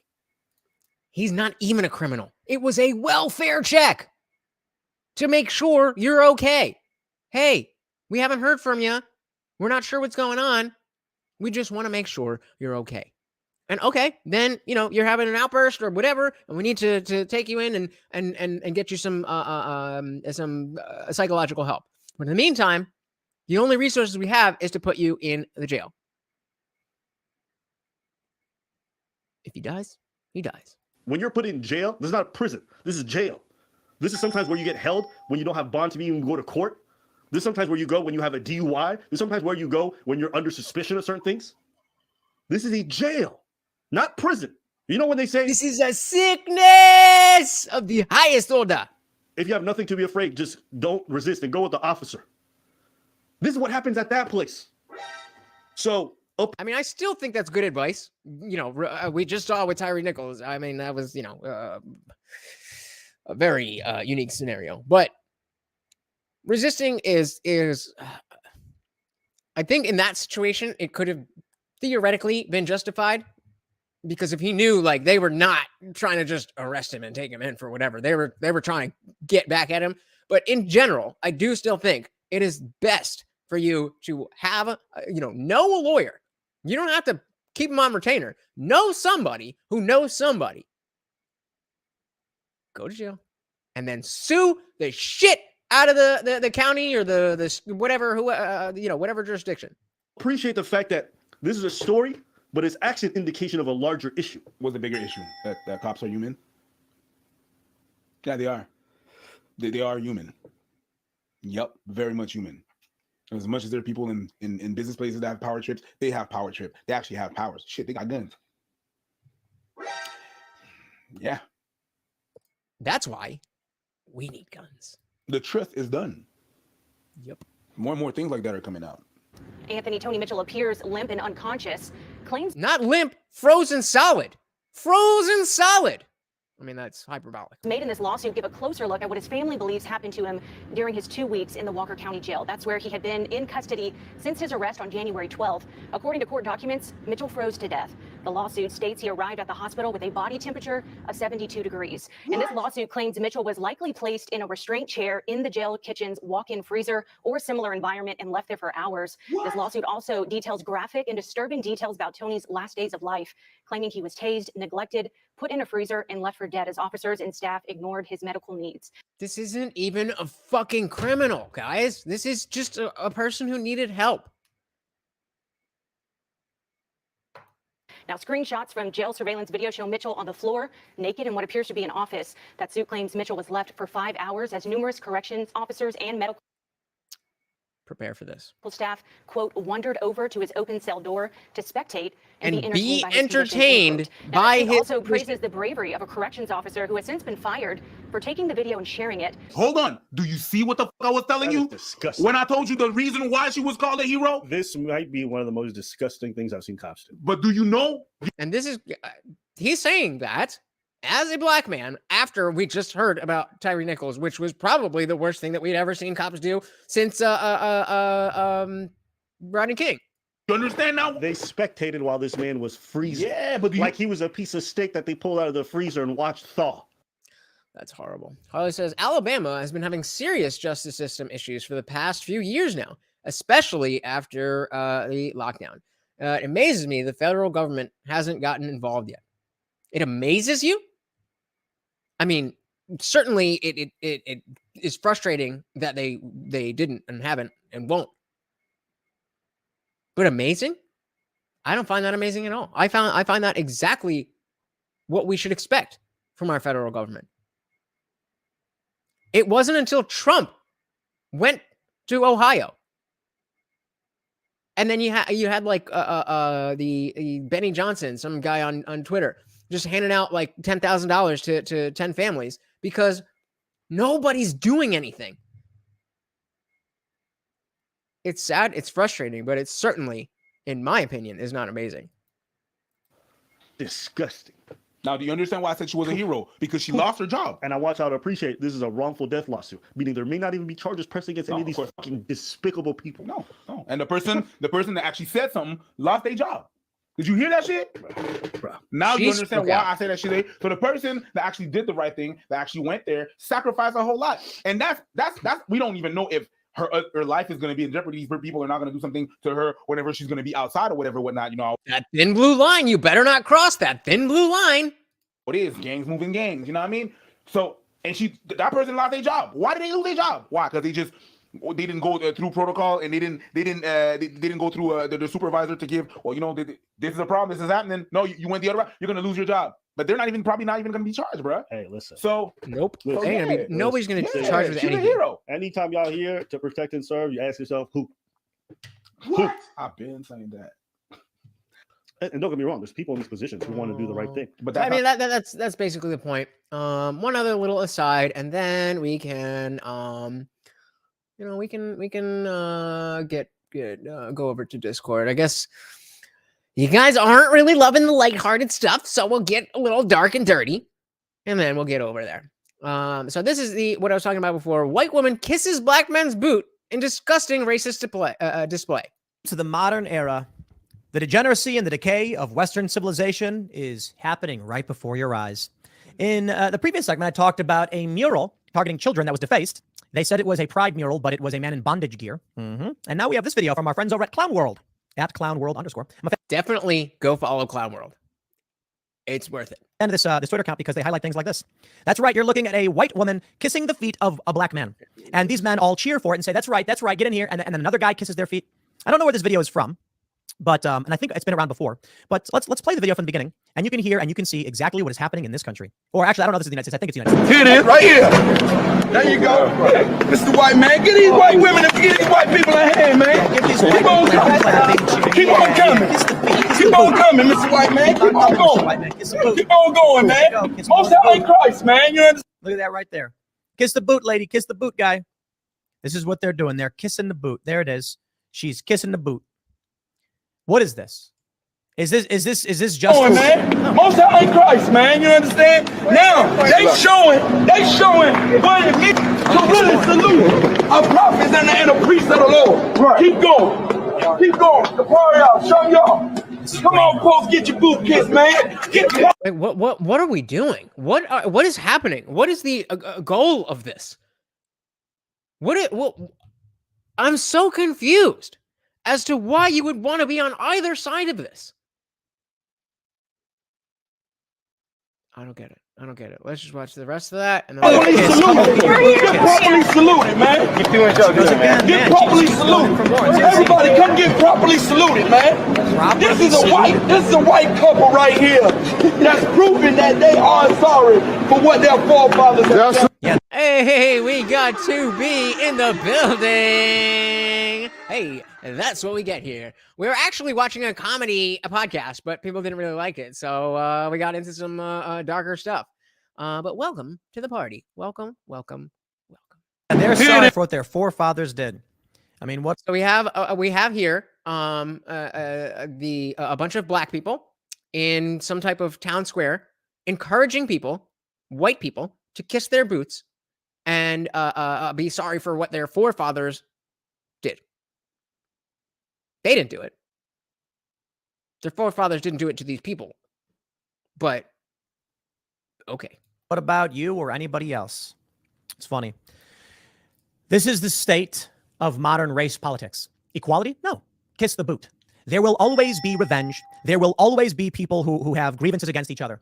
Man, I think it'd be funny to see like a British guy kissing the boots of an Irish guy being like, sorry about that, mate. Or I think that was Australian. I don't know, whatever. Sorry about that, good sir. Let me kiss your boots. Yes, indeed. Name any ethnic group, name any region, and there's a grievance. On Timcast IRL, we were talking about Native Americans, and Ian Crossan was saying that like the European settlers came here and wait, he might be talking about the thing that we've been talking about with the two-spirit thing. Maybe not, but brutally savaged and genocided the Native Americans, called them animals and treated them not like human because they weren't white and all that stuff. And I'm like, yeah, that's a narrative. Let's talk about what's the reality of things. The reality is white Europeans did have a culture. They did have expansionist and colonization policies, and they did. And they came to North America, and they sought to better the lives of their own lives and their families and their friends. It's basically what any human would do. The Native Americans were not a part of the colonists' families or tribes, but it wasn't all bad. The French were famous for their cooperation with Native tribes. That was up north, Canada, things like that. What happened down south with the conquistadors? Well, what did they encounter? They encountered people torturing children and ripping out their hearts and sacrificing them. Of course, you'll hear from these leftists that it's propaganda, they're lying, the peaceful natives and Aztecs did nothing. I'm not saying conquest is a good thing. I'm saying it just is. Conquest is a part of life. And there are many countries in Africa that are not touched. That exist as they do and as they would. This idea that we're seeing here with this woman kissing this man's feet is quite literally the racism we are trying to stop. that's it.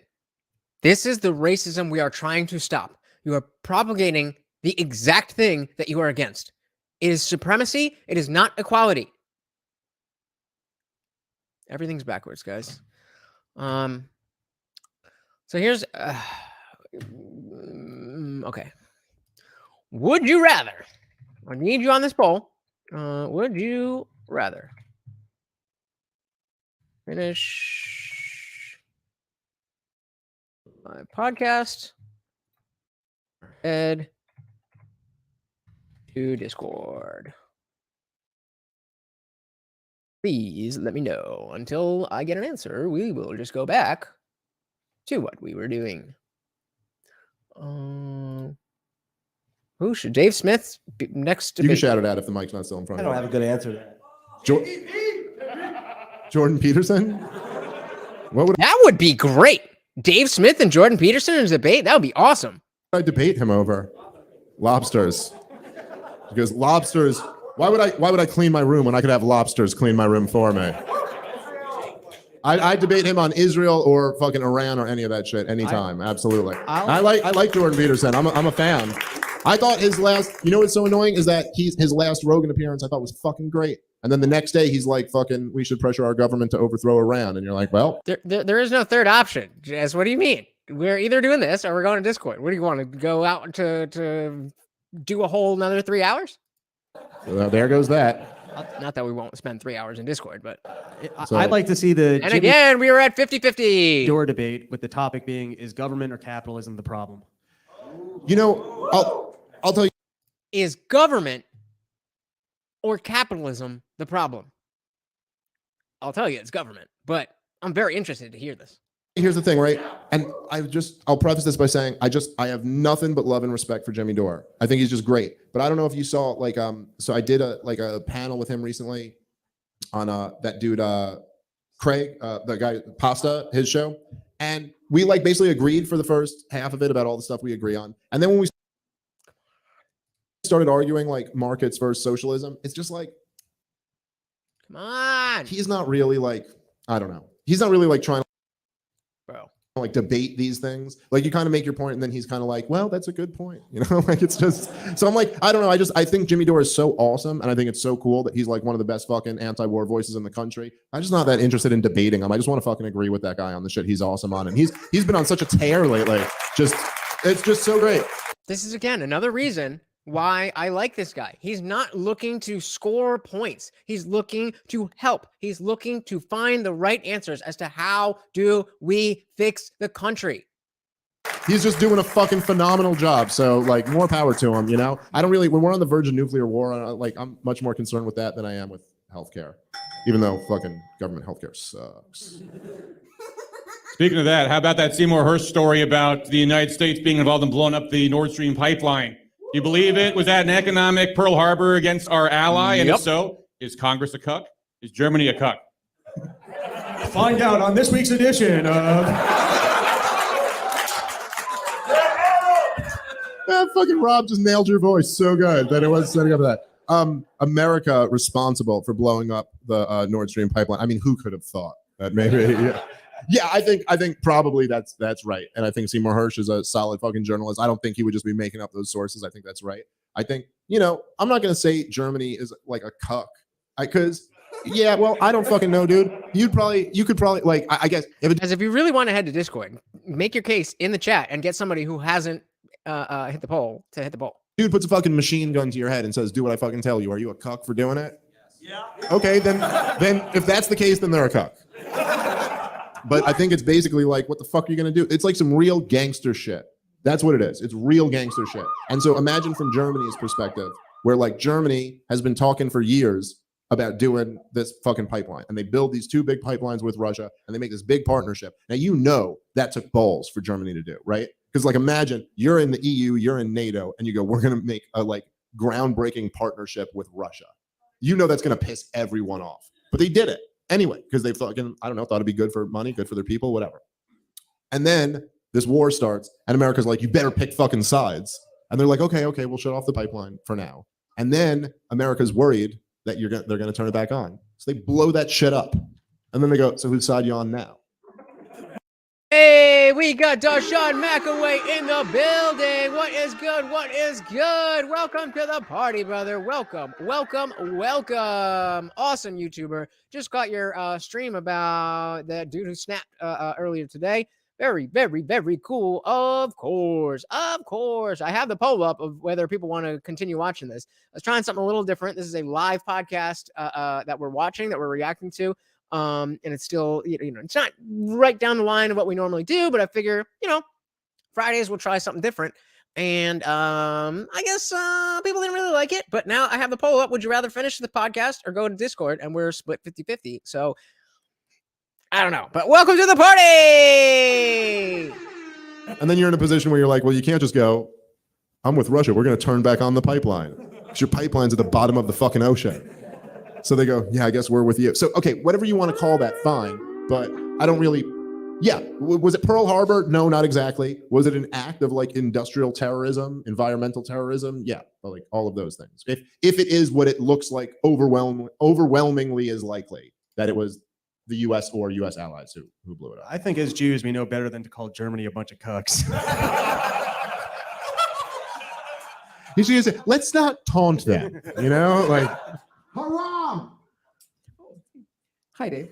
Hey, Hello, all right. Thank you. Whoever voted. I just have one question, and I just have one question. I want you to, right here, right now, in Detroit, Michigan. Mm-hmm. Are you really wearing sheath underwear? So obviously, I'm sure you've seen a million other channels sponsored by Sheath, and he is sponsored by Sheath. I am too. Sheath underwear, baby. I'm not making that shit up. It's really good underwear. I'll tell you right now, if you ask my balls how my dick is feeling, they'd go, I don't know. And we're like, we haven't seen them. And I've been wanting to get some of these Sheath underwear, but also, just to get a little TMI, you can also just kind of tuck your balls on through the pee hole. Like, it really doesn't bother me when unless I'm sleeping.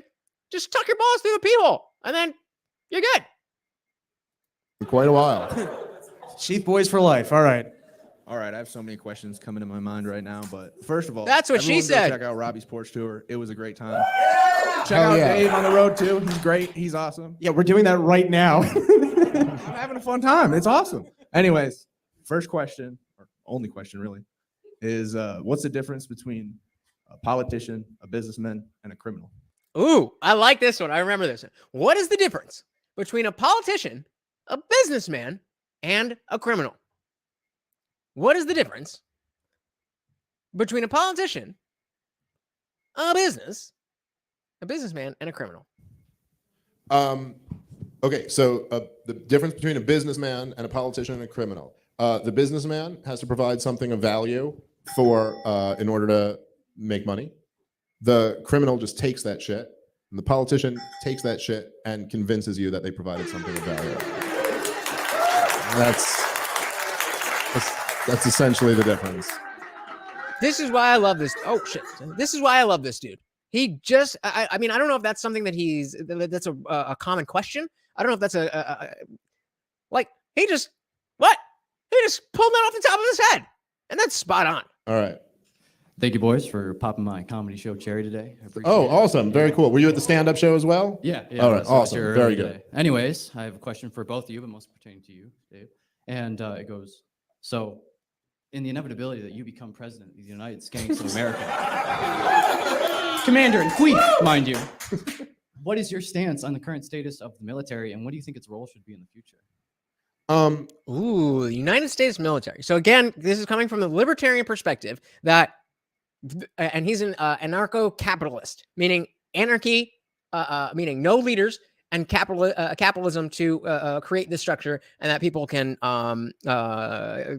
keep that system based on the incentives that are inherent to capitalism. That is, as I talk about, the ideal, the ideal.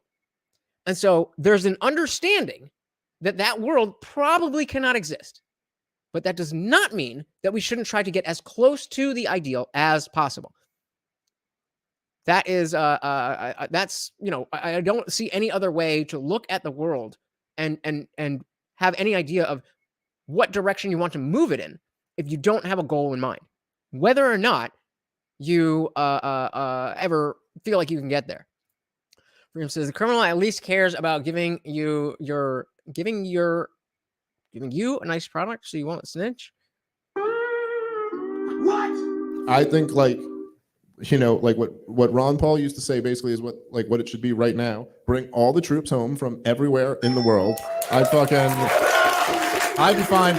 And I know this rubs some libertarians the wrong way. I'd be fine with putting them on the border of the United States of America if they're going to do something, protect our country instead of fucking trying to protect the borders of all these other fucking countries. But I mean, literally from everywhere. And I think that's like, even with this whole fucking war in Ukraine shit, get our troops not just out of all of the Middle East, but out of Germany, out of fucking everywhere, out of Japan, out of all of them. Forget it. We're not subsidizing the defense of the entire world anymore, especially when these countries are in less debt than we're in. What the fuck are we paying for their defense for? And what has it produced even if you're going to defend World War II, which you should, but even if you're going to defend that, what war has America fought since then that's been good?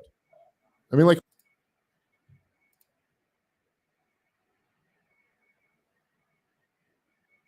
who can even make an argument for a war? I remember when Scott Horton, or not, it wasn't Scott Horton, it was someone in the audience asked Bill Kristol, what was the last, Bill Kristol, neocon #1. They go, what? Not the actor. Was the last war that you think was a good intervention that worked out? And he was, well, maybe in the Baltics in the 90s. Even he had nothing. And he's wrong about that. But, even he couldn't defend. So just bring all the fucking troops home. It couldn't go any worse than what we've been doing. So. And I mean, even when we are bringing troops home, the no freedoms. At least we're on the same page. It doesn't happen a lot, but I love when it does. Hey, we got seditionists in the building. What is good? What is good? Welcome to the party. Says the U.S. economy would immediately collapse if all troops would be sent home. So yeah, let's just let them die and create, a worldwide expansion just so the U.S. economy is good. That's a good reason. Welcome to the party, friend. There you go. But fortunately for all of us, I will never be commander in chief. But I will be talking shit for a long time. All right, Dave. All right. Well, so it's just, you can only make this argument if you are a veteran or you are willing to go and fight the war yourself, because you're not necessarily wrong. It's just not a good reason to send our nation's children to die, in my humble opinion. You only need 70 million votes to win, and here we've got 200. All right, there we go. All right, Dave. So with all this stuff, with like the January 6th pipe bomber and Ray Epps, I'm convinced there are a lot of people out there that are, Feds, CIA agents. Do you think there are people that have been implanted in our society, like that are famous actors, musicians, Does it go that deep? And who are your top 3 candidates that are feds? That I wouldn't have a top 3, but to think that there is nobody in larger culture that is a plant is it's silly. What that could not be the case. There's so much propaganda. There is so much such a strong narrative that while I do absolutely see the possibility that these people are just in their own bubbles, so much so that they really believe the things that they espouse, but I don't really see how you get there without people purposely pushing that. Again, just my humble opinion. Harley says, yes, bring them home, but it's not that simple. I agree. We would have to first negotiate treaties that are in place, keeping our troops there. Again, I don't disagree. I still think we should bring all of the troops home. Ask any of their parents if they would like to come home. Sister says, we all know that the economy and power of the 0.01% is more important than any number of lives. Yeah, well, you got me there. You got me there. Facts. Well, America, when you say America, Americans very much care about their tribe of Americans. On a grand scale, if you step back, American citizens absolutely care about what their vision of the ideal America is. The problem is that we have a very bifurcated idea of what that nation should look like.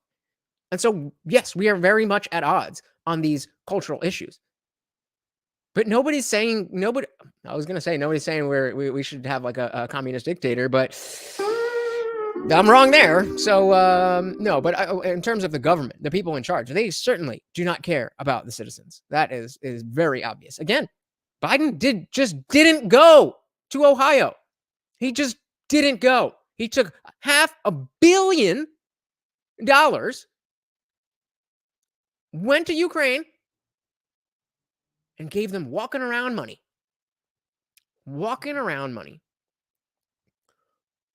Yeah, who? No Freedom says, we don't care. America breaks everything. Who's we? we think are just Ooh. actors or Leo, because he likes kids.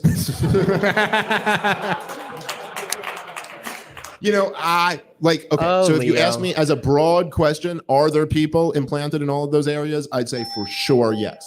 You know, who they are exactly, I don't know. Is Bono, you think is a Fed? Sean Penn is not nearly smart enough to be a fucking Fed.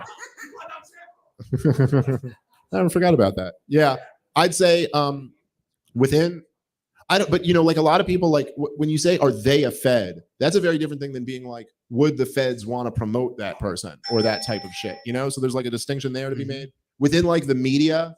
I mean, half of them are just like admittedly Feds, you know, like everyone, here's our foreign policy, you know, expert, James Clapper, you know, or like, but the other people around them, I bet some of them are actively like agents, you know, and then a bunch of them just follow the fucking program. So she says, wouldn't true communism also entail the most true version of democracy, where even the power would be shared equally? No, because democracy entails a vote, an opinion, a say. You don't get a say. It's everything's equal, but not by how you are or how we as Americans talk about equal. It's just that the government takes everything and then doles out little bits, and the poorest people are now the new. They ruin the curve, and you get equality, but it's definitely not a democracy. We are a democratic republic. We are based on democracy in general, but we're not a strict democracy. So I don't know. Just I'd say my advice to like You're not a democracy. We're just more specifically a democratic republic. libertarians or any other type dissidents who like the shit I say is just I'd say treat anyone who is telling you to break the law as a Fed. Hold on. You're saying just look at capitalism. At least with communism, I won't get nuked on by my own people. When did America nuke its own people? Now, I'm not a history buff, but I don't remember that happening ever. I mean, you could make the argument for Twin Towers if you want. There's certainly a lot of questions there, but nuking our own, no. What are you talking about? I don't know if they are or not, but if anyone's ever trying to tell you to break the law, especially to do anything violent, treat that person like they're a Fed and don't do that shit. That's all I'll say. Yeah, the guy, if you're at a protest at the White House or at the Capitol building and some big barrel chest dude is outside going, let's storm the Capitol. Maybe just go, let's treat him like he's a Fed and not storm the Capitol.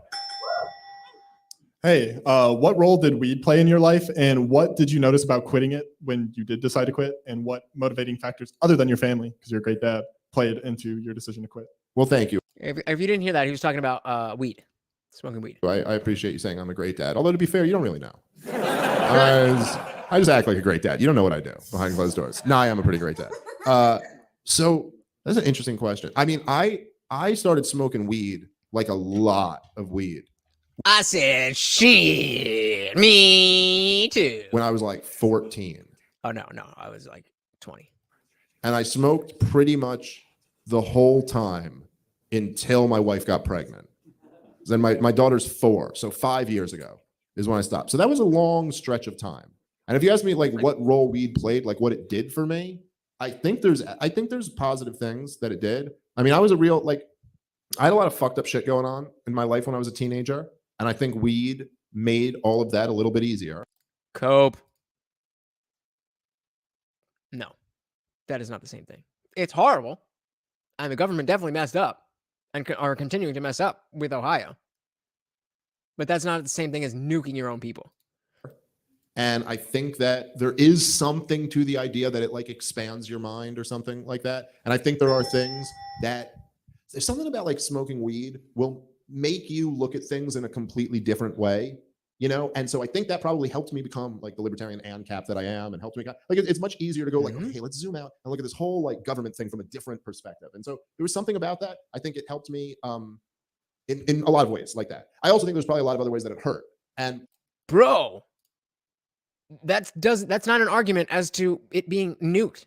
Like people who live in Flint, Michigan have all sorts of issues from the water. People who were first responders on 9/11 got their lifespans definitely cut short. But that's not the words that you said. You're using different words, and now you're moving the goalposts. Exactly. Part of the, I mean, as far as we know, you know, like anything that lets you escape from problems that you have is also an issue. Like the benefit is you get to escape, but the negative is that you're like, hey, you're not really dealing with that. You're just kind of like escaping from that. And so anyway, around the time my wife got pregnant, I just kind of like hit a point where I was like, all right, I'm about to have a kid. I can't just be stoned all day. Like, I don't want to be like fucking, you know, I don't want to like not be present with my kid and be like, so I was like, I'm just going to stop. And I just stopped completely. I could ask if you are okay. That doesn't mean anything. You could ask me if I'm okay. There's like you're just grasping at straws. Like, I don't understand why you can't be like, oh yeah, no, that really isn't the same thing as nuking, because it's not.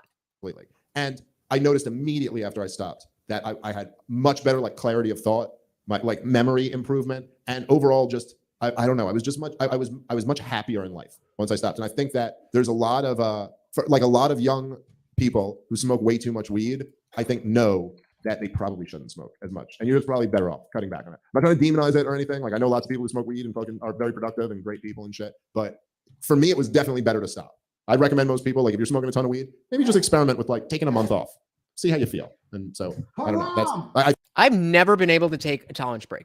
I'm at the point where I really don't smoke unless like I have nothing to do, which now doing videos every day, that is never. So I really only smoke to go to sleep, or like not necessarily to sleep, but like when I go to bed. So like when the day is over, all my responsibilities are done, I'm smoking a fat joint, laying in bed, watching some BS. They just got a new Netflix reality show. Tyler, I don't know if you're still here, but it's fun. We're definitely.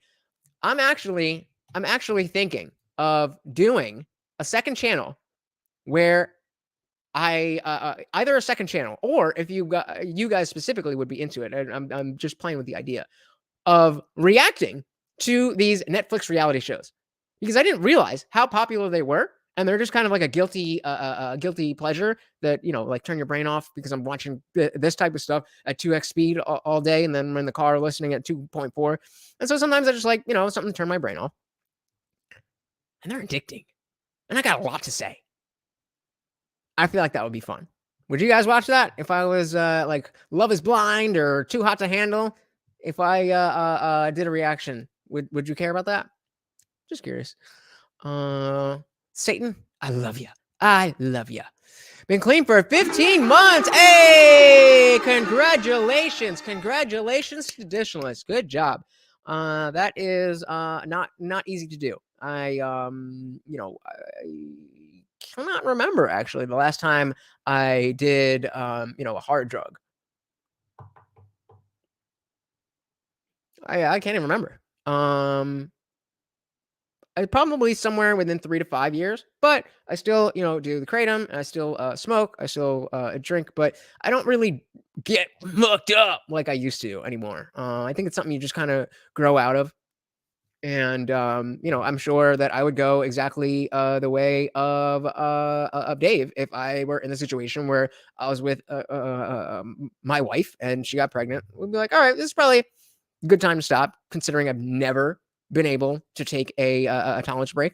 Not because I couldn't stand not smoking, but I would just be, a day or two into this tolerance break. And I'm like, I'm good, but like, I would just rather smoke right now. Like, what am I doing? Like, why am I doing this to myself? And then I just smoked, and I've been pretty fine. I think that I'm very glad I stopped, and one of the benefits of it is that it's like I don't think I could be as good of a father if I was still smoking weed all the time. So that's what I'd say.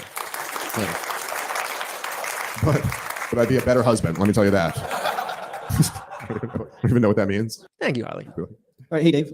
So my question is, if we can get approximately 10% of the population to just ignore the government at the same time, can we potentially win? And how do we make that happen? And what would the date be? We have no weed smokers in here right now. Can I just say the date? Right, I gotta tell you when it's gonna happen. Can I just say that guy's like, it sounds like he has the math worked out. Just wait, I missed the question. We're almost done. Means. All right, hey Dave. So my question is, if we can get approximately 10% of the population to just ignore the government at the same time, can we potentially win? And how do we make that happen? And what would the date be? Can I just say the date? Right, Come on. I gotta tell you when it's gonna happen. Can I just say that guy's like, it sounds like he has the math worked out. Just well, 10% of the population. What is it, like 330 million people in America? What? 365 million people? All right, so that would be 36.5. But some of them are only 3/5 of a vote. Oh, that's good. Fucking Rob, math jokes are fucking, he's only good at racist jokes and math jokes, but when those two combined, he is really. So yeah, if you had like 36 million people who are like committed to ignoring the federal government, that would make a huge difference. I mean, like, I don't know exactly what it would be, but the country would be in a different place than we could imagine. And so what could that accomplish? I don't know, but I think a lot of really good shit. Now, what do we have to do to get there and what timeline? I don't know.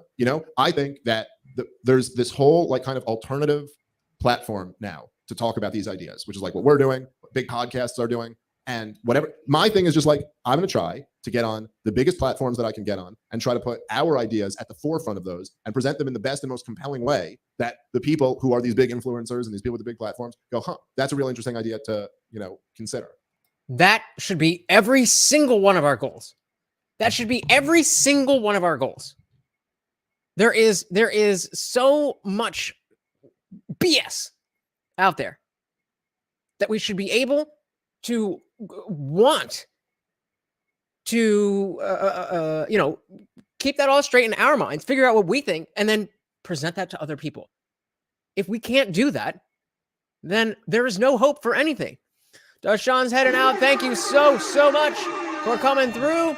And reality TV. So maybe we'll do something with that. But thank you so much again. I think I still have this in my thing. Yep, that I just dropped Darshan's link. Please go check out his channel. He is an awesome YouTuber, and you should subscribe. And try to persuade as many people that this is a good course of action. I think we're still in the process of needing to get more and more people on board.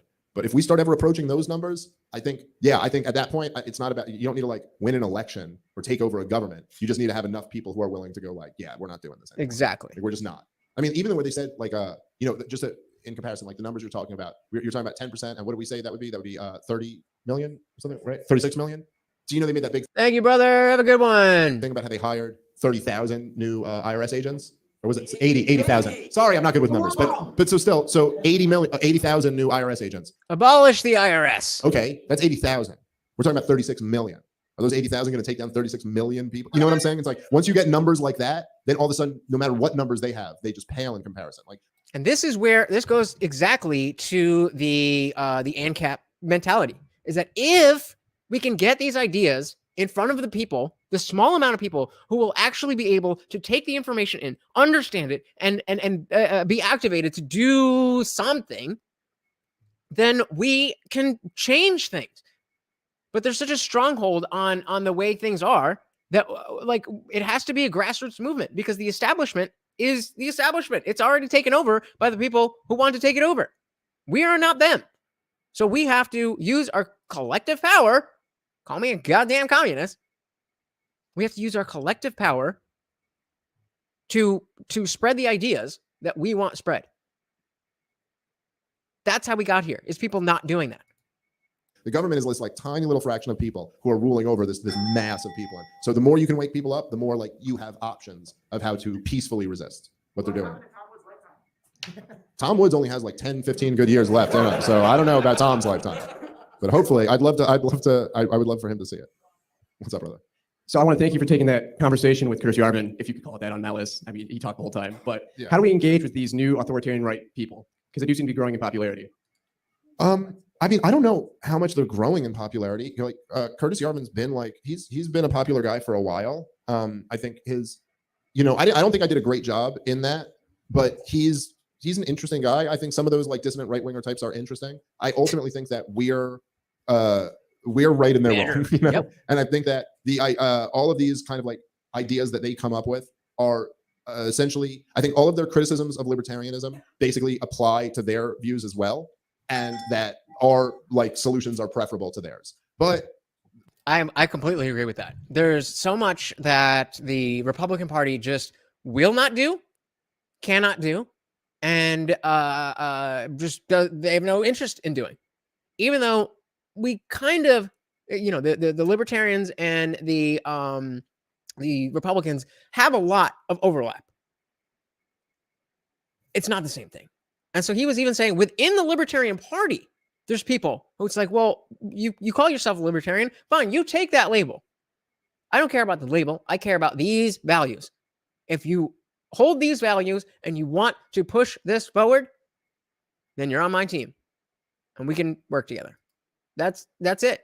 The fact is that there is a reality that a lot of people are going to oppose the current regime like we do, but not agree with us completely on everything. And we have to see where we can work with those people and what benefits can be made with those. But I don't really think it's true that like they're growing tremendously in popularity. I actually think that's wrong. And I think that really there's like, I don't know, it depends on who you're classifying in that camp, but that most of like Curtis Yarvin's like, what are the biggest shows that he's on, or what's the biggest audience that he gets in front of? It's probably like when he's doing Malice's. What a loser! It's probably, and he's like an anarchist. Like, I mean, I don't know. I don't really see that. I think sometimes when you get lost in these little worlds, I was just going to go down this road. Line, it's easy to feel like they're bigger than they are. I'm not even saying like our world is that big, but I think our world is bigger than the neo-reactionary right world is. That's the truth. But I still like to talk to all those guys and try to persuade them to come over. Then there's like other worlds that are kind of separate from the Curtis Yarvin thing, but are like, I don't know, whatever. There's the Nick Fuentes, he's kind of a different strain than Curtis Yarvin is. Game X. Shout out to Nick Fuentes. Mexican strain. Yeah, that's as far as if you're looking at in the gay fascist Mexican world, he's the biggest thing they're gonna have to offer. I kid, Nick Fuentes. I kid.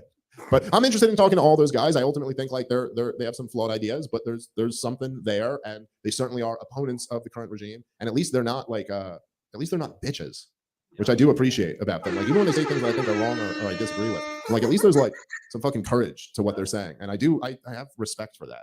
I just hate There's that's a good point. That even if you see a Nick Fuentes or the Milo Yiannopoulos types, Gavin McInnes, all these people, if you see them as super extreme and hateful and whatever, You may be right, but there's also value in just the notion of being willing to stand up and speak out for what you believe in.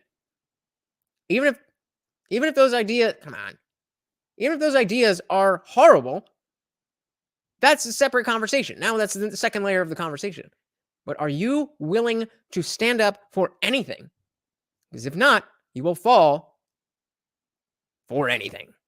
Like children can consent. Especially if you're like an opponent of the like this evil regime. I hate like cowardice, and I hate people being like, well, we don't want to say the thing that we're not supposed to say. Like, I'd rather the person who's like, I'm gonna say everything you're not supposed to say, like, even if they're wrong about something.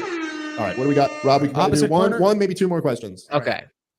Dave, it's awesome to meet you or see you. I'm Thank you, a longtime sir. fan. I'm embarrassed to admit that Jason Stapleton was my gateway drug to you, but Don't be embarrassed, man. Jason but was no, great. The Jason Stapleton show back in the day was great. awesome. It was awesome. So I'm here with several folks from the Bitcoin and beer meetup group in Detroit. So we love our Bitcoin. Bitcoin and beer. Yes, it's a That great sounds- combination. that sounds fun. Yeah. But I dropped my Bitcoin in my beer. Yeah. Well, Dallas, I know asked last week, so I'm going to switch it up to a different question. But I do love when you have guys on. Vice President, your selection. I don't know if you can see my shirt, but I'm pushing for Michael Malice. As much as I'd like to see you on stage with all the presidential folks on the presidential debate, I'd love to see Malice up on the vice presidential debate stage. Who are your leaders? Or your top three picks for vice president? Oh, come on. And if it's already Malice, Right. just I would never allow Michael Malice to be my vice president because he would shoot me in the head like within a day and consolidate power and take. And there goes monetization. Hopefully heading to Discord, right? We have a date with Zippy later. Over the break. You can't let Michael Malice be one. You can't incentivize him to murder you. Like, yeah, he's fucking Russian. What are we doing? Psychopath. Like, I could never. I don't know. Press secretary, he could handle. That's his role. But look, man, all this stuff is like, I don't know. Any. All right, I think we're winding down here. Great We're fighting with the last few minutes here. Let's just call it a day. Like I said, we're trying something new. I guess you guys weren't really for it, but I don't know until I try it. So I'm not gonna do some more fun stuff like that. We'll keep it dark and hopeless and all of that stuff. That seems to be more up your guys' alley. So I hope at least you got a little bit of more of a perspective of where I come from on the like politics in general, not necessarily any particular issue. Hope you had fun. That's it. What did we get here? Anybody? Nobody? We have nobody here smokes weed or has Bitcoin. What are you guys doing with your lives? What are you doing? I don't get it. I'm just kidding. I want to thank every one of you for hanging out with me tonight. I really do appreciate it. I love when you guys are here, and especially big shout out to Jess and to Divine and Rod for being the sponsors of the stream, really helping me out, and it goes right back in so that I can do everything that I can to make sure I get a better video out every single day. If you haven't noticed, I've been trying to put out a video every single day. So I'm sticking with 6 days a week. Maybe 7, but I'm saying 6. Just to give myself a little bit of breathing room. But check those out. Like I just put out a collab. We were on the Talking Shit podcast, and Louis Rossman, who has over 1 million subs, popped on. And I wish I was down here and not in my bedroom with my for my phone. But what are you gonna do? So check that out. I've got a whole playlist of shorter videos to check out when we're not partying. And then of course, we've got the Discord server. And again, guys, it is free. It is free to join.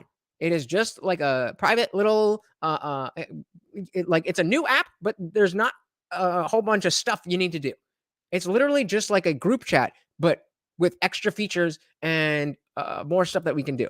And so that's where we are headed right now. We're going over to the Discord server. We're going to do a panel discussion. If Jess and Zippy show up, we might do a something else, something cool. So come and check it out. It is free for now.